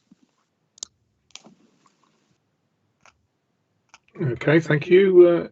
Councillor Davison, are you okay with the response on that occasion? Yes, much, very helpful, thank you. Thank you very much indeed. Members, I'm just going to reiterate the list that I've got so as we can try and keep ourselves organised. The questions that I will ask for will be in this order: Chris Kettle, Derek Paul, Andy Davis, original member, and then back to Ian Davison at this time being. So, Chris Kettle, over to you. Yes, hello, Commissioner. Clearly, in looking at next year's budget, we need to we must be mindful of where we are today, and we're looking at an overspend of 6.3 million. When did you first become aware of the extent of the overspend? What were you able to do about it? And clearly, in your financial records, statements, we are 8 months through the year out of 12. How much of that overspend has been incurred already? And how much is still to come, and what can be done about it? So that's a bit of a triple whammy, sorry, Commissioner. But I think we need to understand what can be done to basically minimise the draw on reserves this year before we start next year. Okay, well, firstly, it's no need to apologise. They're perfectly sensible questions. Yeah, I mean, the overspend, we were aware that we were going to be subsidising the current year's budget from reserves. And it became apparent, I would probably think back in the summer, late summer, early autumn, that we were they were then forecast, the finance department were then forecasting an overspend of about 4 million. So at that stage, we felt we need to do something about this because we can't sustain that. The period 8 figure, which is the last one we've got, and by the way, I'm waiting for the period 9, if you like, the 3/4 years figure at the end of December, any minute now, but it does take time to prepare. That was the one that posted the possible or potential overspend of 6.2 million. Now, I don't know whether that figure is accurate. over-optimistic or under-optimistic, but that is the best guess.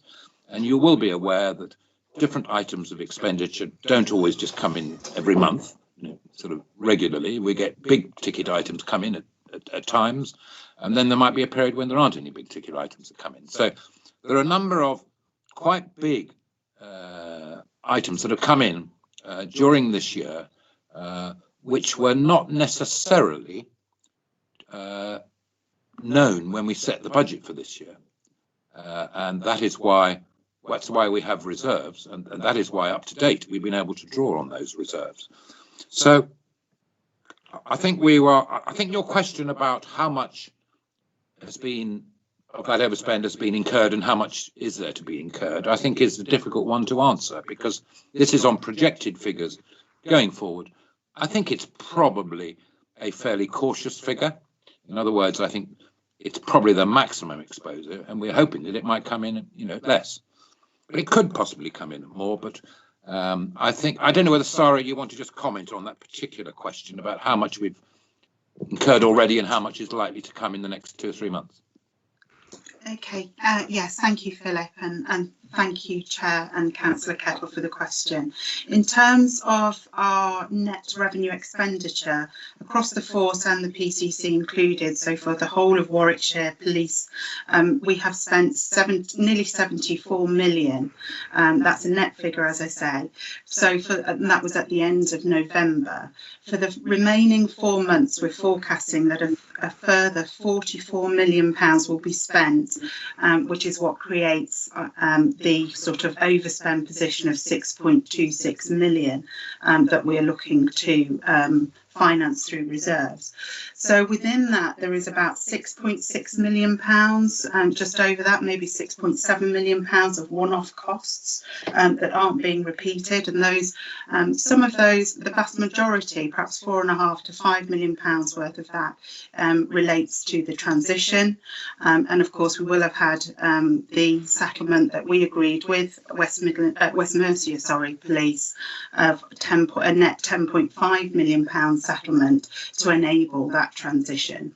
Some of it does relate to the transformation as well, and as the Commissioner mentioned earlier, we were intending through the Alliance to invest £40 million in our ICT to improve the robustness and to improve the infrastructure, etc., and our systems moving forward. So, but as the Commissioner has said, expenditure doesn't necessarily fall and income doesn't necessarily fall equally throughout the year, so it's very reliant on sort of profiling, etc. But I think there have been a number of steps that we've taken, as that the PCC has taken and agreed with the Chief Constable to try and manage that and reduce that where possible. But clearly we will see, I think it based very much on the pace and the transformation moving forward, particularly around IT, as to what our final outcome will be.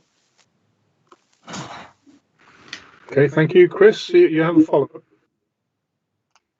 Thank you, Mr. Chairman. Yeah, I think that the next is now going on to the forecast. Clearly, in order to meet the forecast, we've got very significant reductions in the budget to get to where we're going, Commissioner. Are you convinced that you can deliver this savings programme from the 1st of April? Because if not, if they are delayed by a quarter year or a half year, then the impact, the savings effectively have to be twice as great in order to achieve the total savings in the 12 months. So is your plan in place that those savings will kick in on the 1st of April? Through you, Mr. Chair, the answer to that question is yes. That is why we're going through this redundancy procedure, and all those redundancies, and indeed, if you like, subtraction of vacant staff posts will be achieved by the end of March 2021. So all of those £4 million savings will kick in from the 1st of April this year.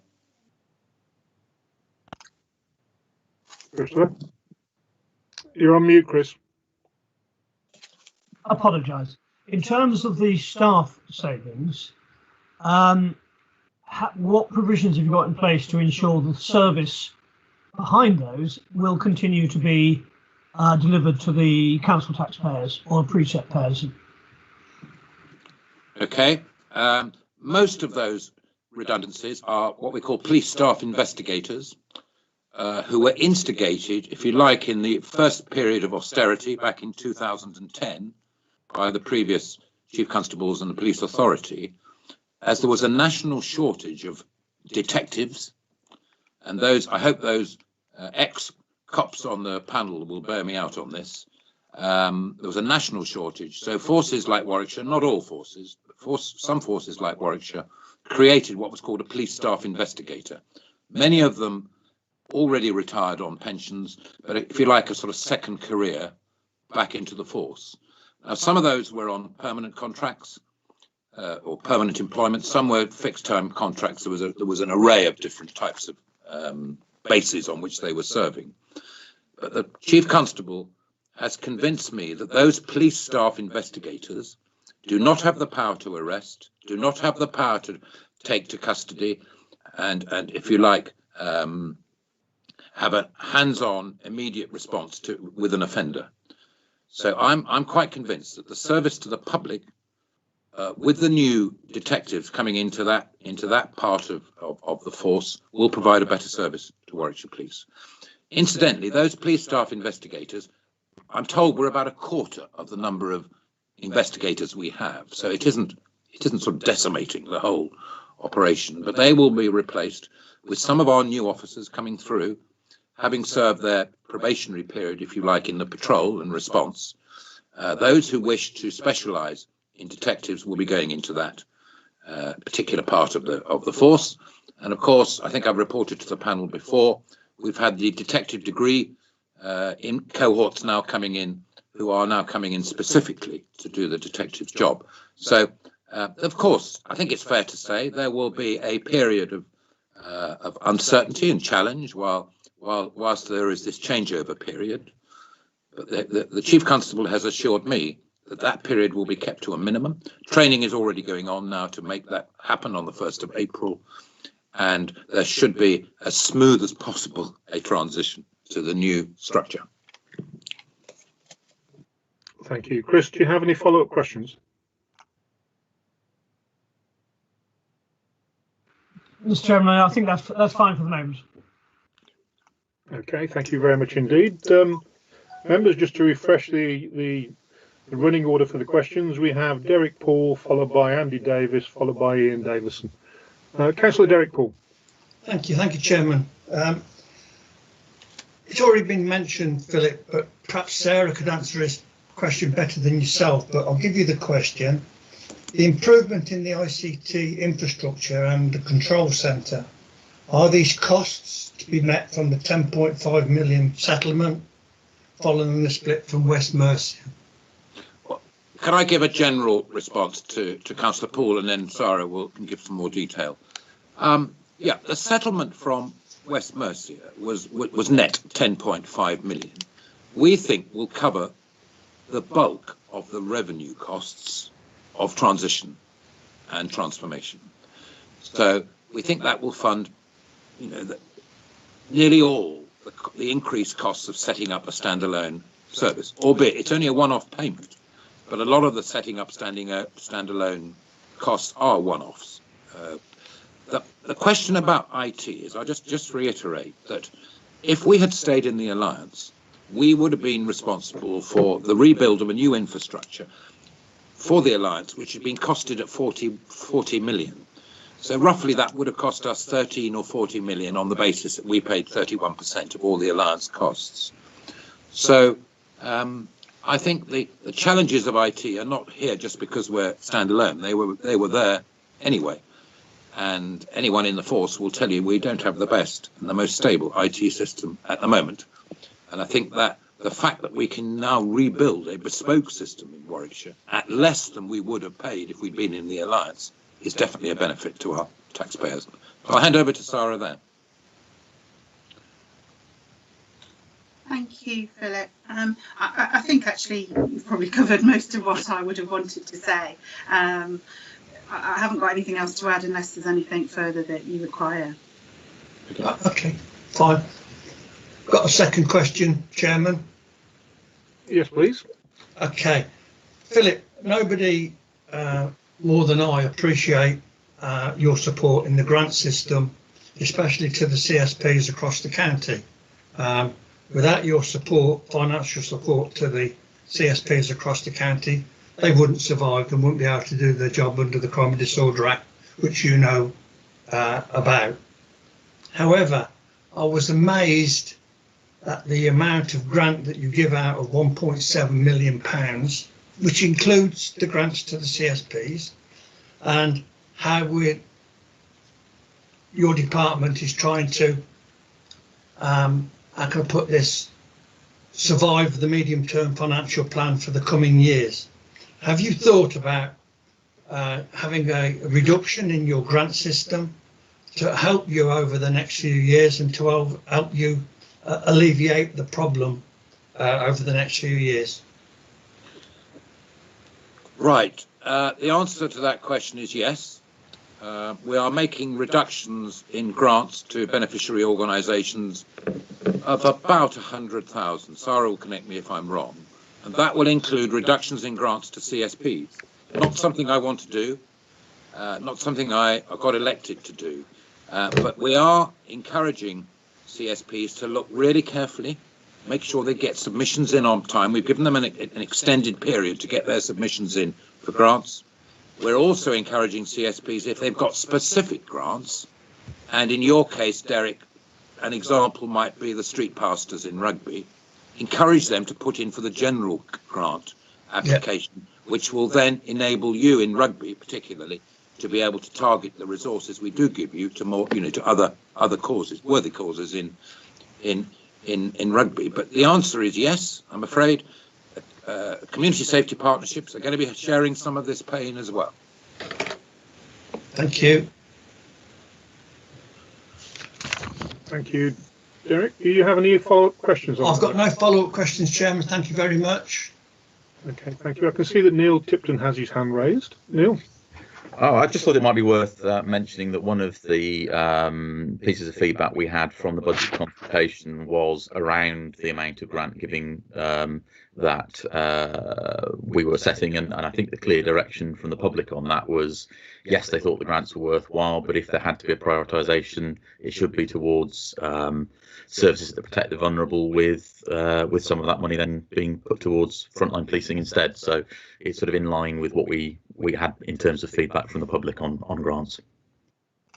Thank you, Neil. Thank you for that. Andy Davis, you have a couple of questions. Thank you, Chair. Commissioner, I think we all share your concerns around the potential risks around the late delivery and over budgeting of the IT delivery in September. So I had just a couple of specific questions I wanted to pull out on that. Number one, what are your confidence levels that you'll hit the September timescale? So if you could express that as a percentage for me, are you 20% confident? Are you 90% confident? Just interested to get a temperature check from you.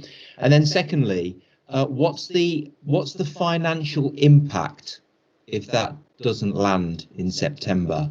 And specifically, what's the run rate? So in other words, what's the pain point? What's it going to cost per month if that's delayed? In pounds, please. Okay. Yeah. Right. Percentages are dangerous to give, Ian. I'm sure you're aware. I'm a force, and this is a force project, not a PCC project. The force, as we speak, are confident we can set up our own IT system by the end of September 2021.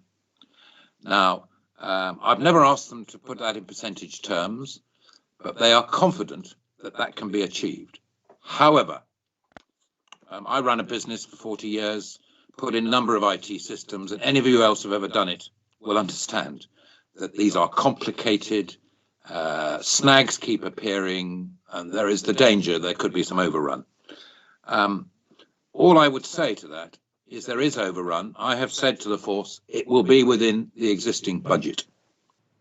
So it's absolutely incentivized for them to get organised, get this done by September and in budget. Now I think the other point you raised was the control room, wasn't it? Now it's a bit technical, but at the moment the control room is being tested to go live in the spring, and there are a number of complicated issues. That I can give you an example of one. That when you ring 999, there is a gazetteer in the control room which immediately says where you're ringing from and giving any other crime related information that has happened in that area recently.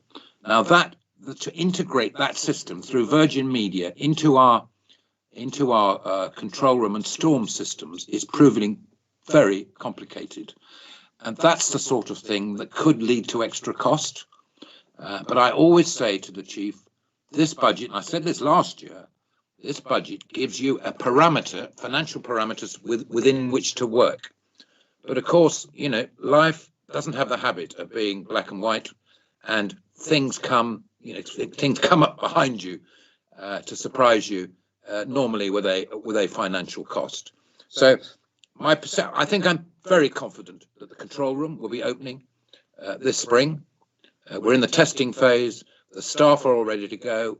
It's completely kitted out with just a few technical challenges on that, as I say, the gazetteer system and the interaction between the VMB, Virgin Media, and the storm systems to make sure that everything works absolutely perfectly on day one. I think that will happen this spring. I think we will be standalone on IT. But, for example, we've got to transfer 140 applications one by one from the old Alliance system onto our new system. This isn't work done in a day. So and we have to work out what applications are necessary, or any of those. Can we get rid of any of them? If we do, we'll have to put them onto the server, into the storage on the cloud. There's a lot of man hours, needed to do that sort of complicated work. So I'm confident that we'll get there by September. I'm very confident that the new control room will open this spring. Okay, Andy, does that address your points? Would you have a follow-up? Well, I'm not sure if you answered my question, to be honest with you. They were very specific questions tailored to get a very specific answer, given that you're responsible for the budget. So just to go back to the questions again, I asked, if you're confident, Philip, what would you put that confidence at? Would you put that at 80%, 90%, 100%? I'm not technically enough qualified to give those sorts of judgments on IT projects. It's highly specialised, and I would need to go back to the force and the consultants that are helping us to get those percentage answers. I'm confident. I'm confident. Okay, so and then my supplementary question was, what if it doesn't land in September? What is the financial cost? Yeah, now I recognise you may not be able to answer that. You may need to take that away, but I think we as a panel do need to understand the sensitivity here, because the delivery of the budget is dependent on that IT project landing in September. So what's the impact financially if there's an overrun? Is it 100 grand? Is it 100,000 a month? What is it? Well, I'm going to ask Sarah just specifically to talk about what funds we've got for the IT projects. Sarah. Thank you, Commissioner. In terms of what the additional costs are, clearly that would depend on what elements of ICT have transitioned and what haven't, and what any future negotiations we would have to have with West Mercia around extending the Section 22 collaboration. So clearly that is slightly unknown in terms of moving forward. However, the absolute intention is that ICT will transition by September 2022. 2021. But in order to manage that risk, what we're suggesting, we recognise that it's a cost risk and probably the most significant cost risk to us. And that's why, as part of this draft budget for 21-22, we're suggesting that we set aside the what is known as the Local Council Tax Support Grant. That is a one-off grant offered by government for 21-22, and that's been indicated to us that it's 781,000, that we will set that aside into reserve to help manage that cost and that risk should it arise.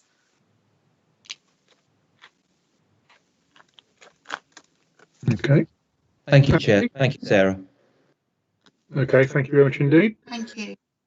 Can I hand to the second Andy Davis, or the first, as he will always be known?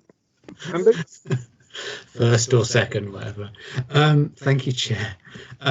So in previous preset meetings, Commissioner, we've asked you how you've been lobbying nationally for a better and fairer settlement for Warwickshire.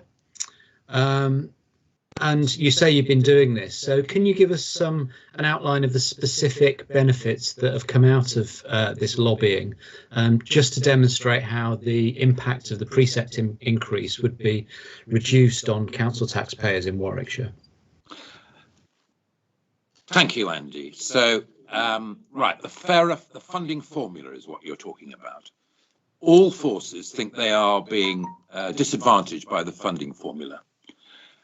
Talk to West Midlands, talk to West Mercia, us in Warwickshire. So if they're going to change that funding formula, there's going to be winners and losers.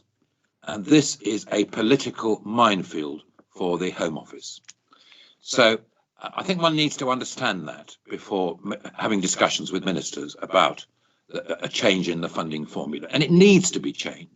They get considerably more per head of population in West Mercia than we get in Warwickshire.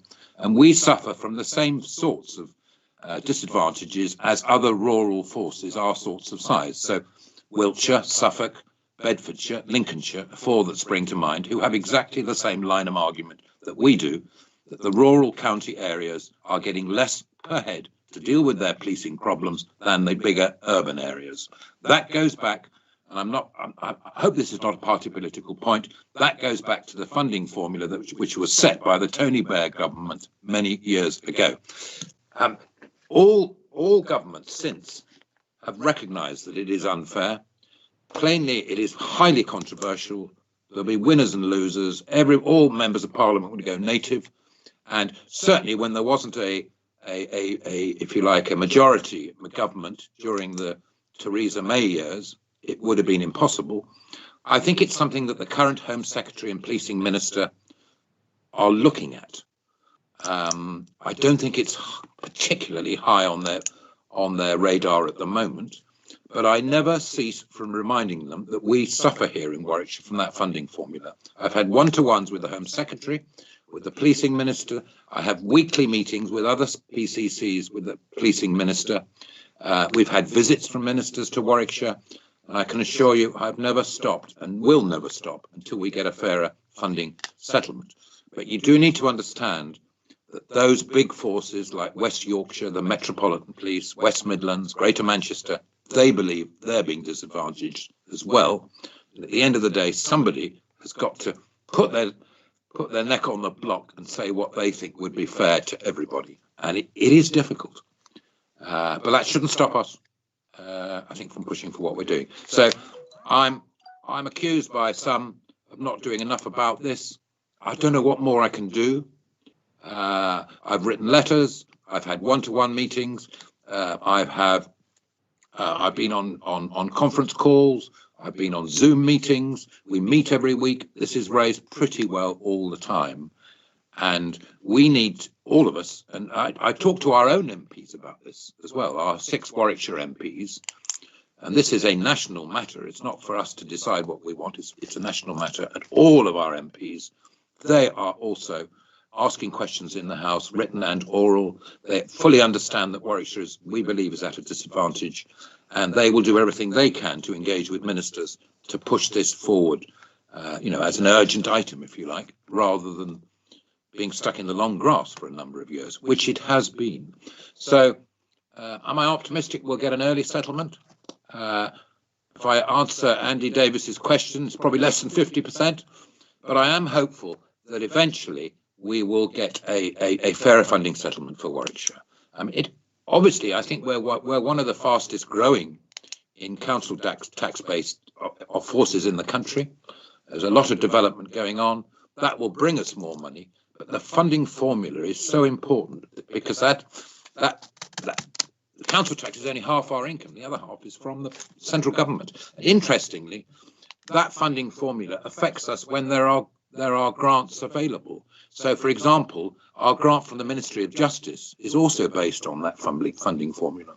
So there are many areas where we believe we're disadvantaged, and I will be doing everything I can with our members of Parliament, with anyone who has any connection with policing, our partners, for example, in Warwickshire, to keep pushing for that fairer funding formula, and it is not right at the moment. Okay, thank you. Andy, do you have a follow-up on the fairer funding formula and the PCC activities? Just briefly, so presumably there'll be other police and crime commissioners around the country who'll be doing the same, having the same sorts of meetings, same sorts of discussions. So there's nothing specific for Warwickshire you can report back on then in terms of any wins for us here and now. To be honest, I thought the funding settlement we got was slightly, well, the provisional one is slightly better than we were anticipating. There were 1 or 2 increases in national grants from the Home Office, which was helpful. I think the formula is, it's on everybody is discussing it. Everybody thinks they're disadvantaged, and that's why it's difficult to do. And we'll have to wait and see how it develops. But I won't stop pushing for a change in that formula. Okay, thanks, Andy. Is that all right? Thanks, yeah. Do you have a second question, Andy? No, that's fine. It was answered earlier on. Thank you, Chair. Okay, thank you much indeed. If I can go back to Ian Davison again. Ian. Thank you, Chair. Yes, a couple more questions. The first one, Commissioner, will be no surprise to you that I was interested in, I think in the presentation you said something like address climate change issues through an increased capital programme and estates review. Obviously welcome news, but it's working out what that means. You'll be aware that the UK is committed to be net zero in terms of greenhouse gas emissions by 2050, which may feel a long way off, but isn't in terms of capital and estate and so on. So can you say if the capital programme that's in the budget means that the force is projected to have net zero emissions by 2050? Of course, I'm talking specific or mainly about the £4.5 million to be spent on the Stratford Police and the Leekwood HQ. Thank you. Okay, thank you, Ian. There are a number of projects coming up on estates, which will be initiated when we've been through the estates review. Now that we are standalone. Actually, I think COVID will change some working practices that may change the demand on some of our real estate around the county.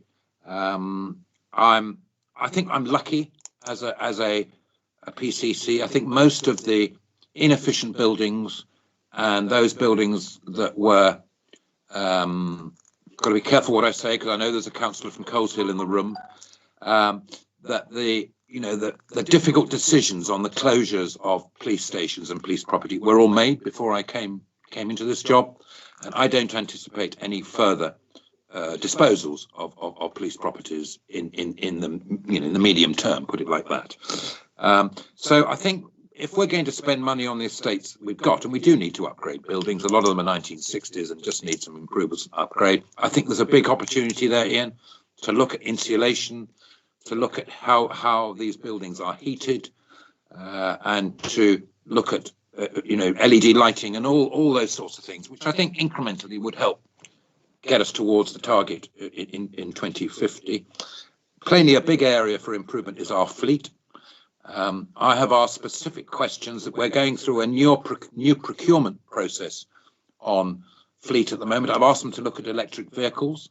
I've also asked them to give us costings on what it would cost to have charging points in all of our police bases. That would be a significant cost. So, citing this on the budget, I think we need to tread carefully before spending huge amounts of capital, which we don't have, on specifically making buildings greener, if you like, in response to climate change. But I think as an organisation, Warwickshire Police is alert to the dangers of climate change. I don't think they're climate change deniers or anything. I myself I've got 2 children who constantly remind me that the biggest problem facing us all is climate change. And I'm absolutely understand that any organisation, and certainly a public service like ours, needs to make those changes. But it's not easy in difficult, financial challenging times. And these things, I want to make sure that they are there to last, not just one-off sort of items, just to window dress, if you like. So, but I do think those are the 2 main areas we've got: estates and fleet, to really make a difference. Thank you, Ian. Do you have a follow-up on that? I'll do a follow-up comment, but really it's a comment for later, and then my second question, if I can, in that, like Andy D, the first one who spoke, the newer one, wanted actual numbers. I was after numbers on that question, in that, is it enough? And in terms of estates, the big issue is you don't want to do some insulation and fitting now, and in 8 years' time, realise it's not enough to meet the commitments and rip it all out and start again. So I hope, if re-elected, going forwards, that there will be actual numbers on that. The second question I had for now was about Evolve 3. That's, I think, table 1 of the budget has a saving of about £500,000 a year for the next 3 years, £1.5 million in total. And clearly that's a key part of keeping this budget on track for the next few years. So the question is, when will you know if these savings are achievable? I think you said this was all in terms of the transition, Evolve 3. And when will it be? You know where we've got to, and whether this will happen or it won't. Okay, well, and I get your comment on your first question, and of course we will be raising questions with the Estates Departments, fleet managers. What are their proposals? How do they see their part of our business contributing towards that, that target in 2050? I can't give you figures as to when it will be achieved. I don't know. So you've moved me on to now to savings. Now, every year as Commissioner, I have asked for the force to produce savings. It's just good practice. I think those of us who run businesses would do that every year, and we do that. And we've quantified them to £1.5 million over the period of the 5-year period of the medium-term financial plan. So I don't see those as particularly onerous. I want to see efficiencies made, and joint office holders can make efficiencies. Combining of teams can make efficiencies, and I don't see that as too onerous a target, but it'll be up to us to make sure that they start to think about that seriously, to get that savings plan moving.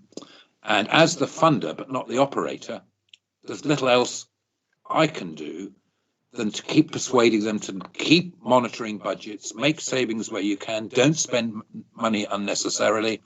And when you've got £124 million being spent, that's quite a task for our small office to keep an eye on everything. But I think there is a better culture now in the force, and I'm sure Sarah will back me up on this, where budget holders have a responsibility to come on or under their budgets each year, and we will be monitoring those, and I'm sure the budget working group will be asking questions about that as we go through each year. So I'm confident that those are realistic targets. Would you agree, Sarah? Yes, thank you, Philip, and Chair, are you okay with me coming in? Yeah, you're okay with me coming in? Yeah, please, Sarah. Thank you. Sorry.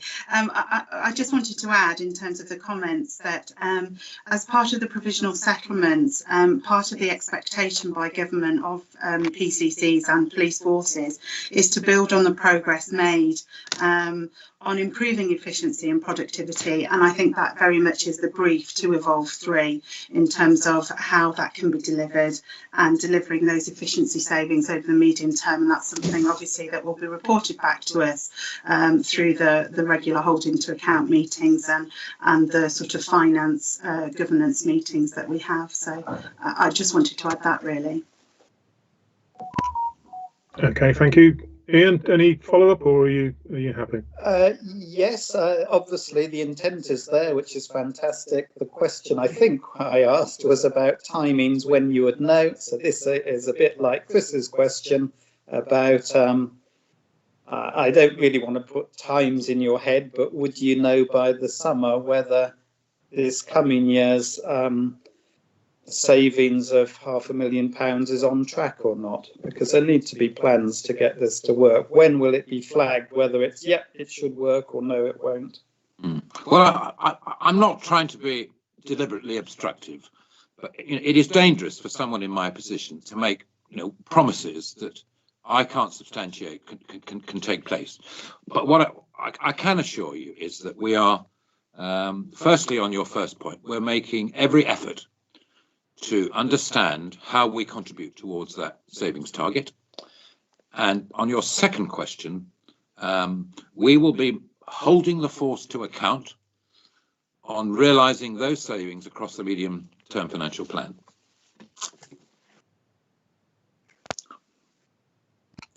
Okay, thank you very much indeed. Ian, have you reached an end? No further questions. Thank you very much, Chair and Commissioner. Okay, thank you very much. Members, as you know, my hands system on the computer isn't working at the moment, so I can't see who wants to raise a question. Does anybody have a question that the PCC hasn't answered yet?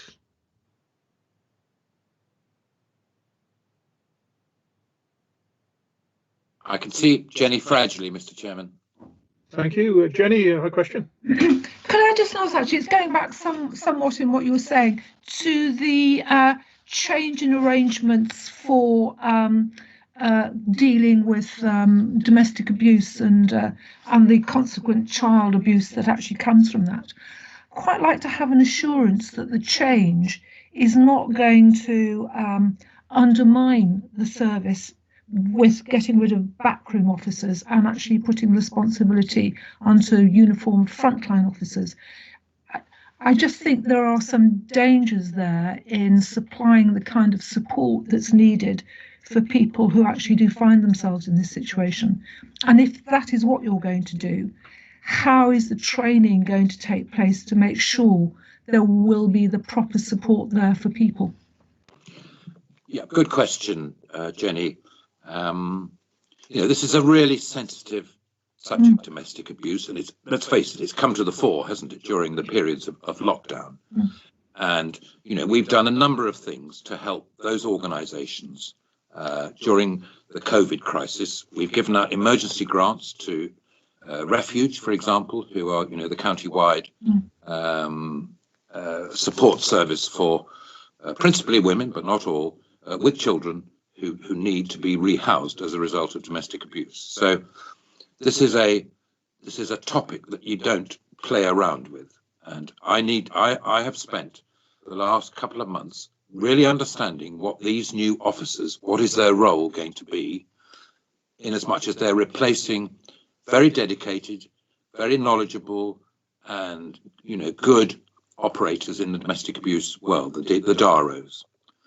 So the choice has come from the Chief Constable as the way he can improve the service. I've already said there's going to be, there'll be some risks and challenges whilst there is a transformation.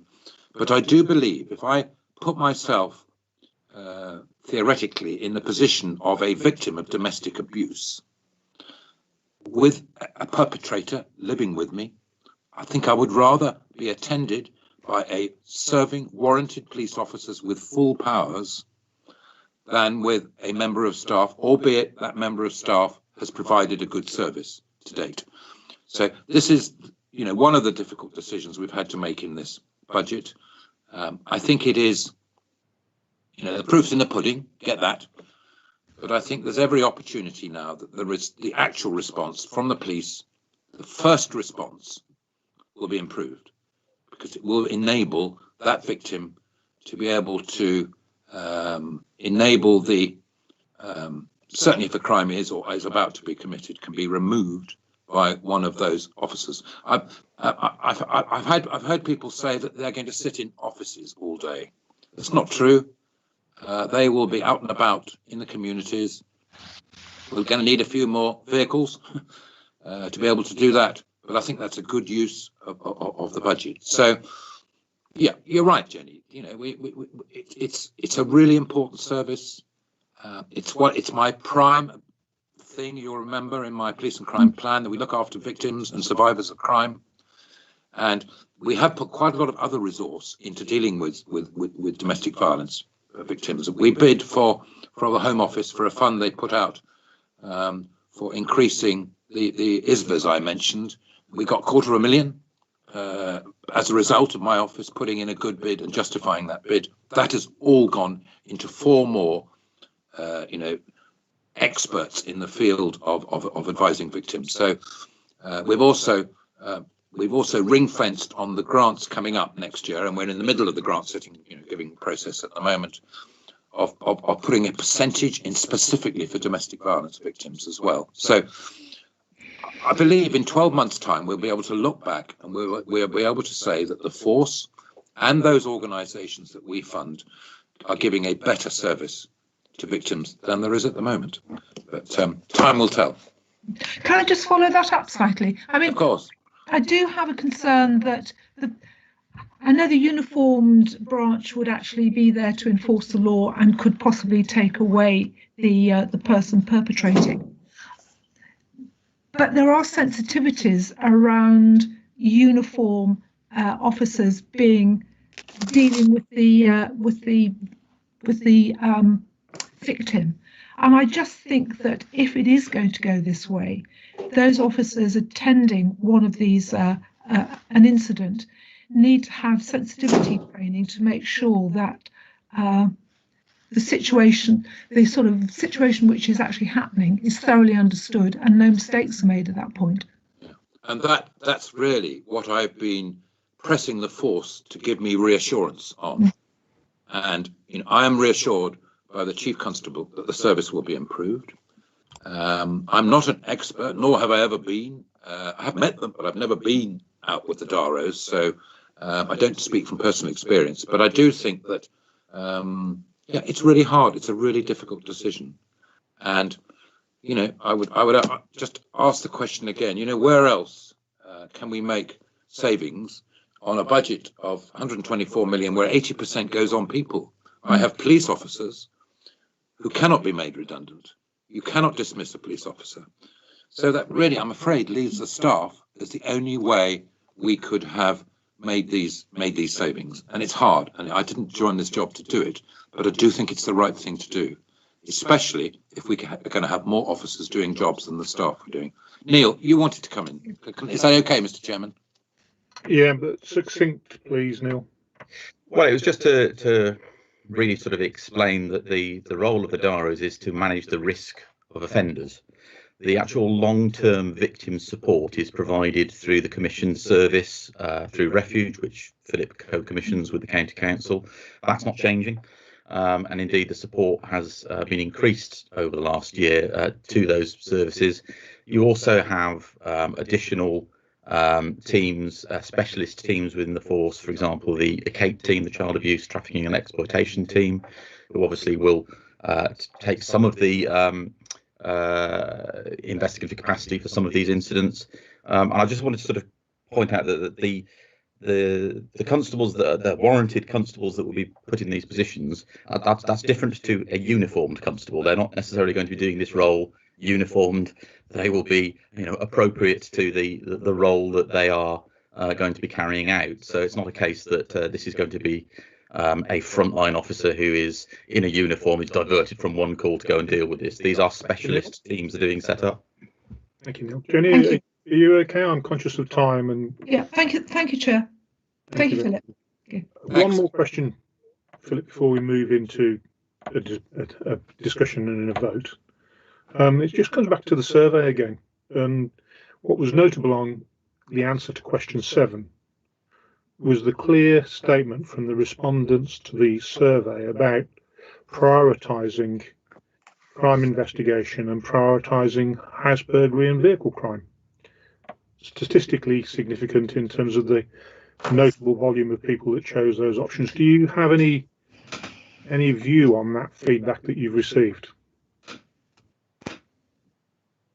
Yes, I do. And those were interesting comments, weren't they? And they actually bore out the points that were made in the summer survey we did jointly with the force.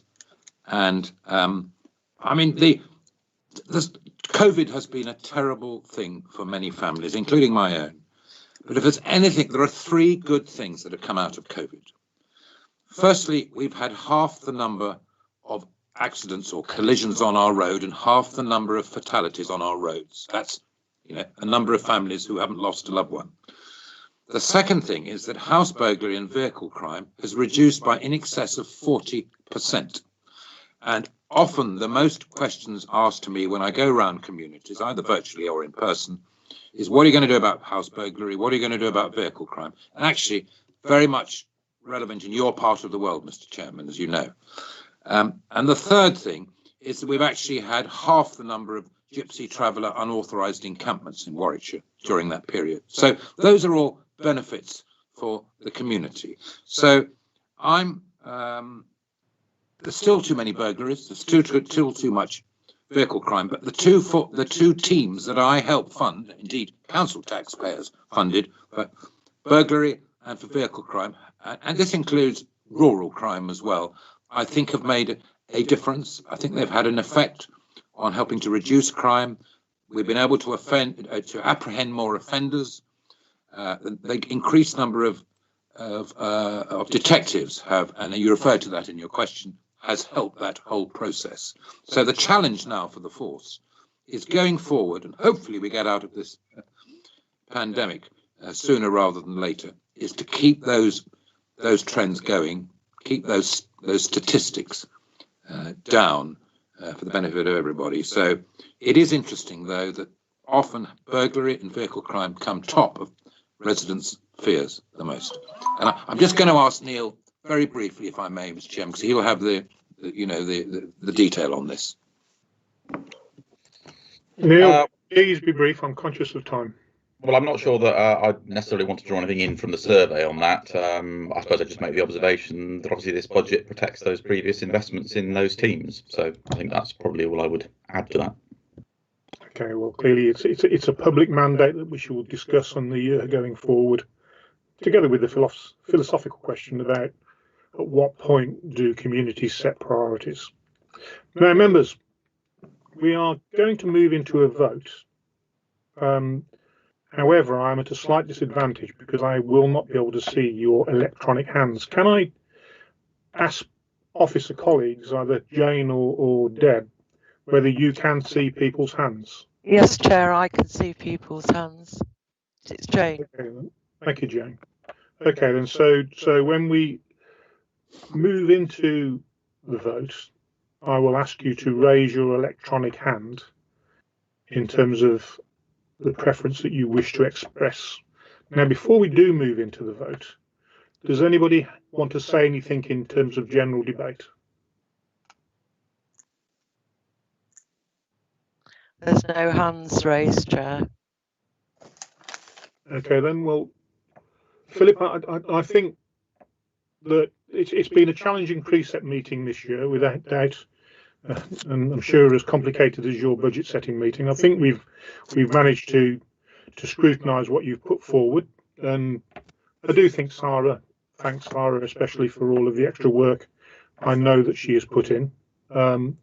And one of the things that's clear is that moving forward into the next 12 months, we are as a panel going to just review the terms of reference for the budget working group. And now that we have some skilled members of the panel who have excellent professional understanding and knowledge around financial management, then we'll start looking more about the robustness with which we ask for details and re-examine the information you put forward.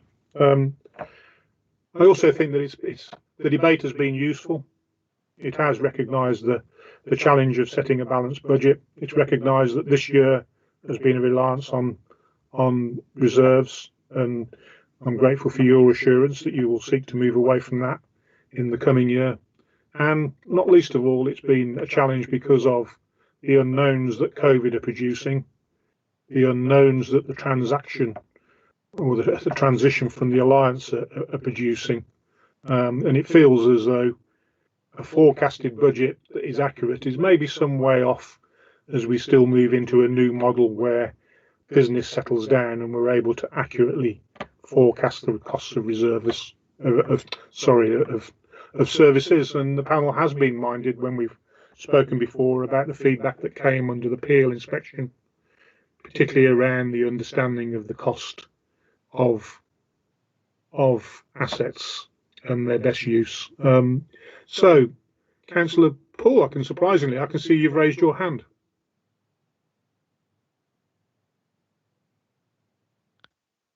No.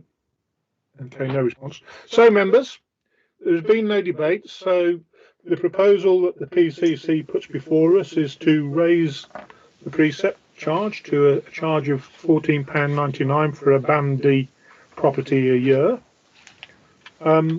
Members will take a vote in three manners. First of all, I will ask for all those in favour of supporting the precept request. Secondly, I will ask for all those against setting the precept request. And then finally, I will ask for anybody abstaining from the vote. So by an electronic show of hands, can I please ask for you to vote to show your support for the PCC's request for a £14.99 or 6.3% increase in the precept for a Band D property, which will equate to £252.96 a year. Members, all those in support.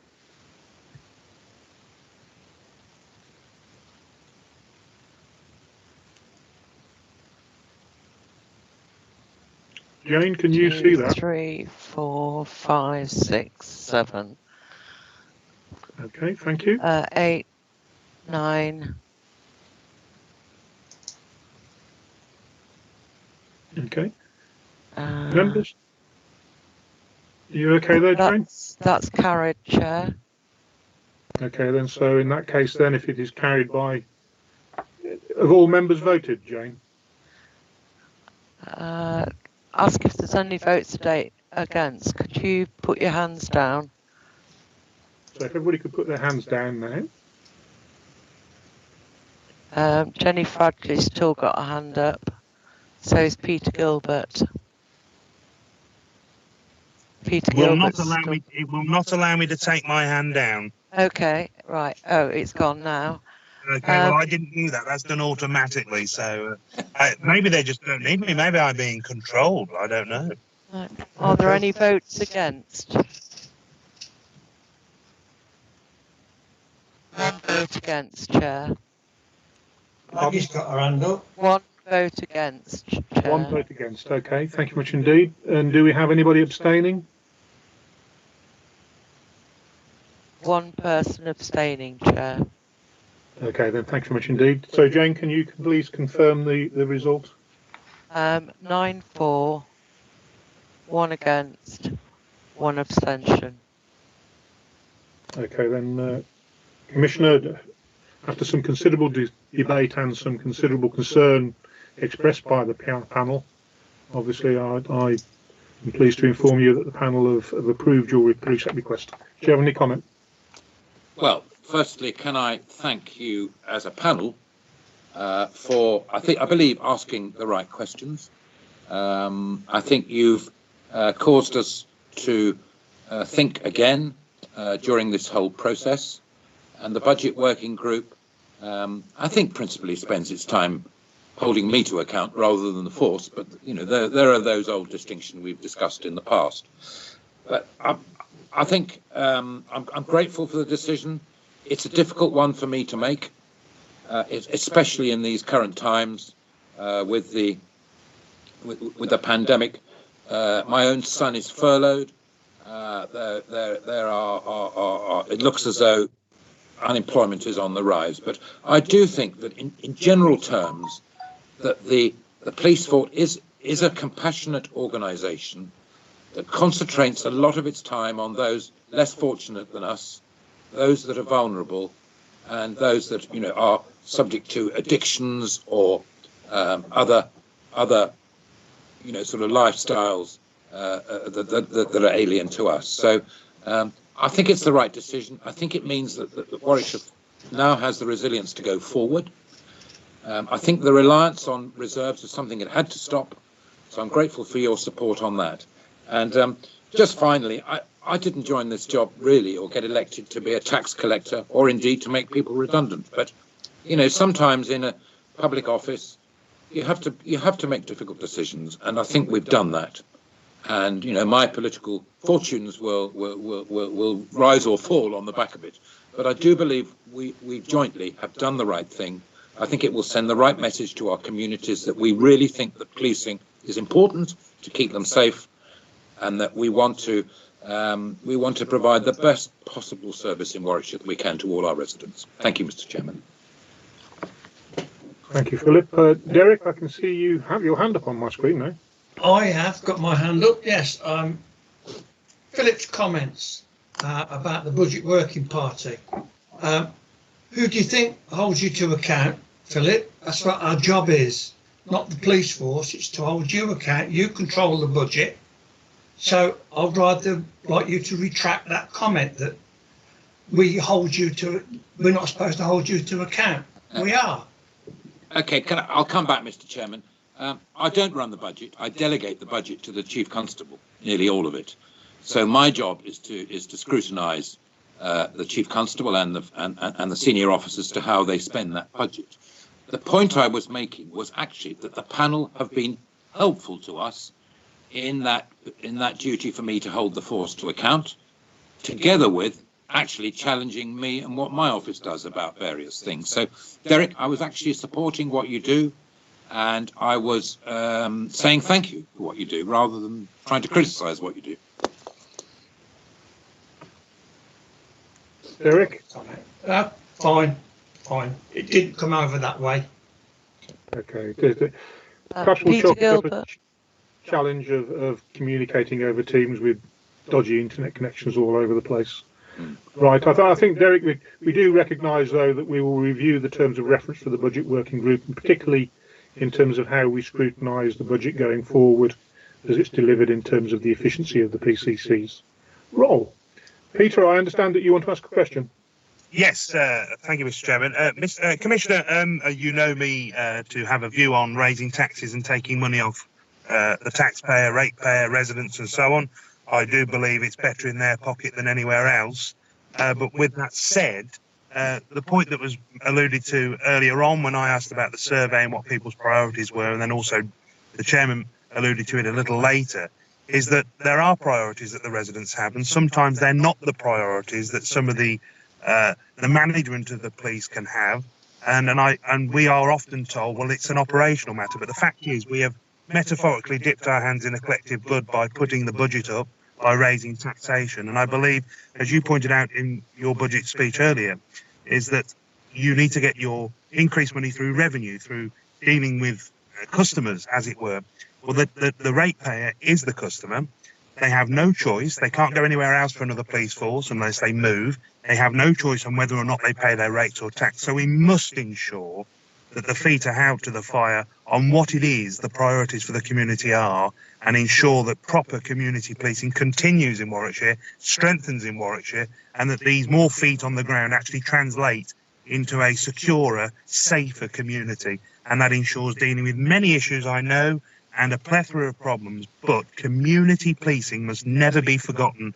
And sometimes pet projects, ideas from London and all the rest of it can sometimes shadow and shade just that service delivery. And I just want to make sure that we make that point. It's all right for us now. We've raised the budget. You go away, you do that.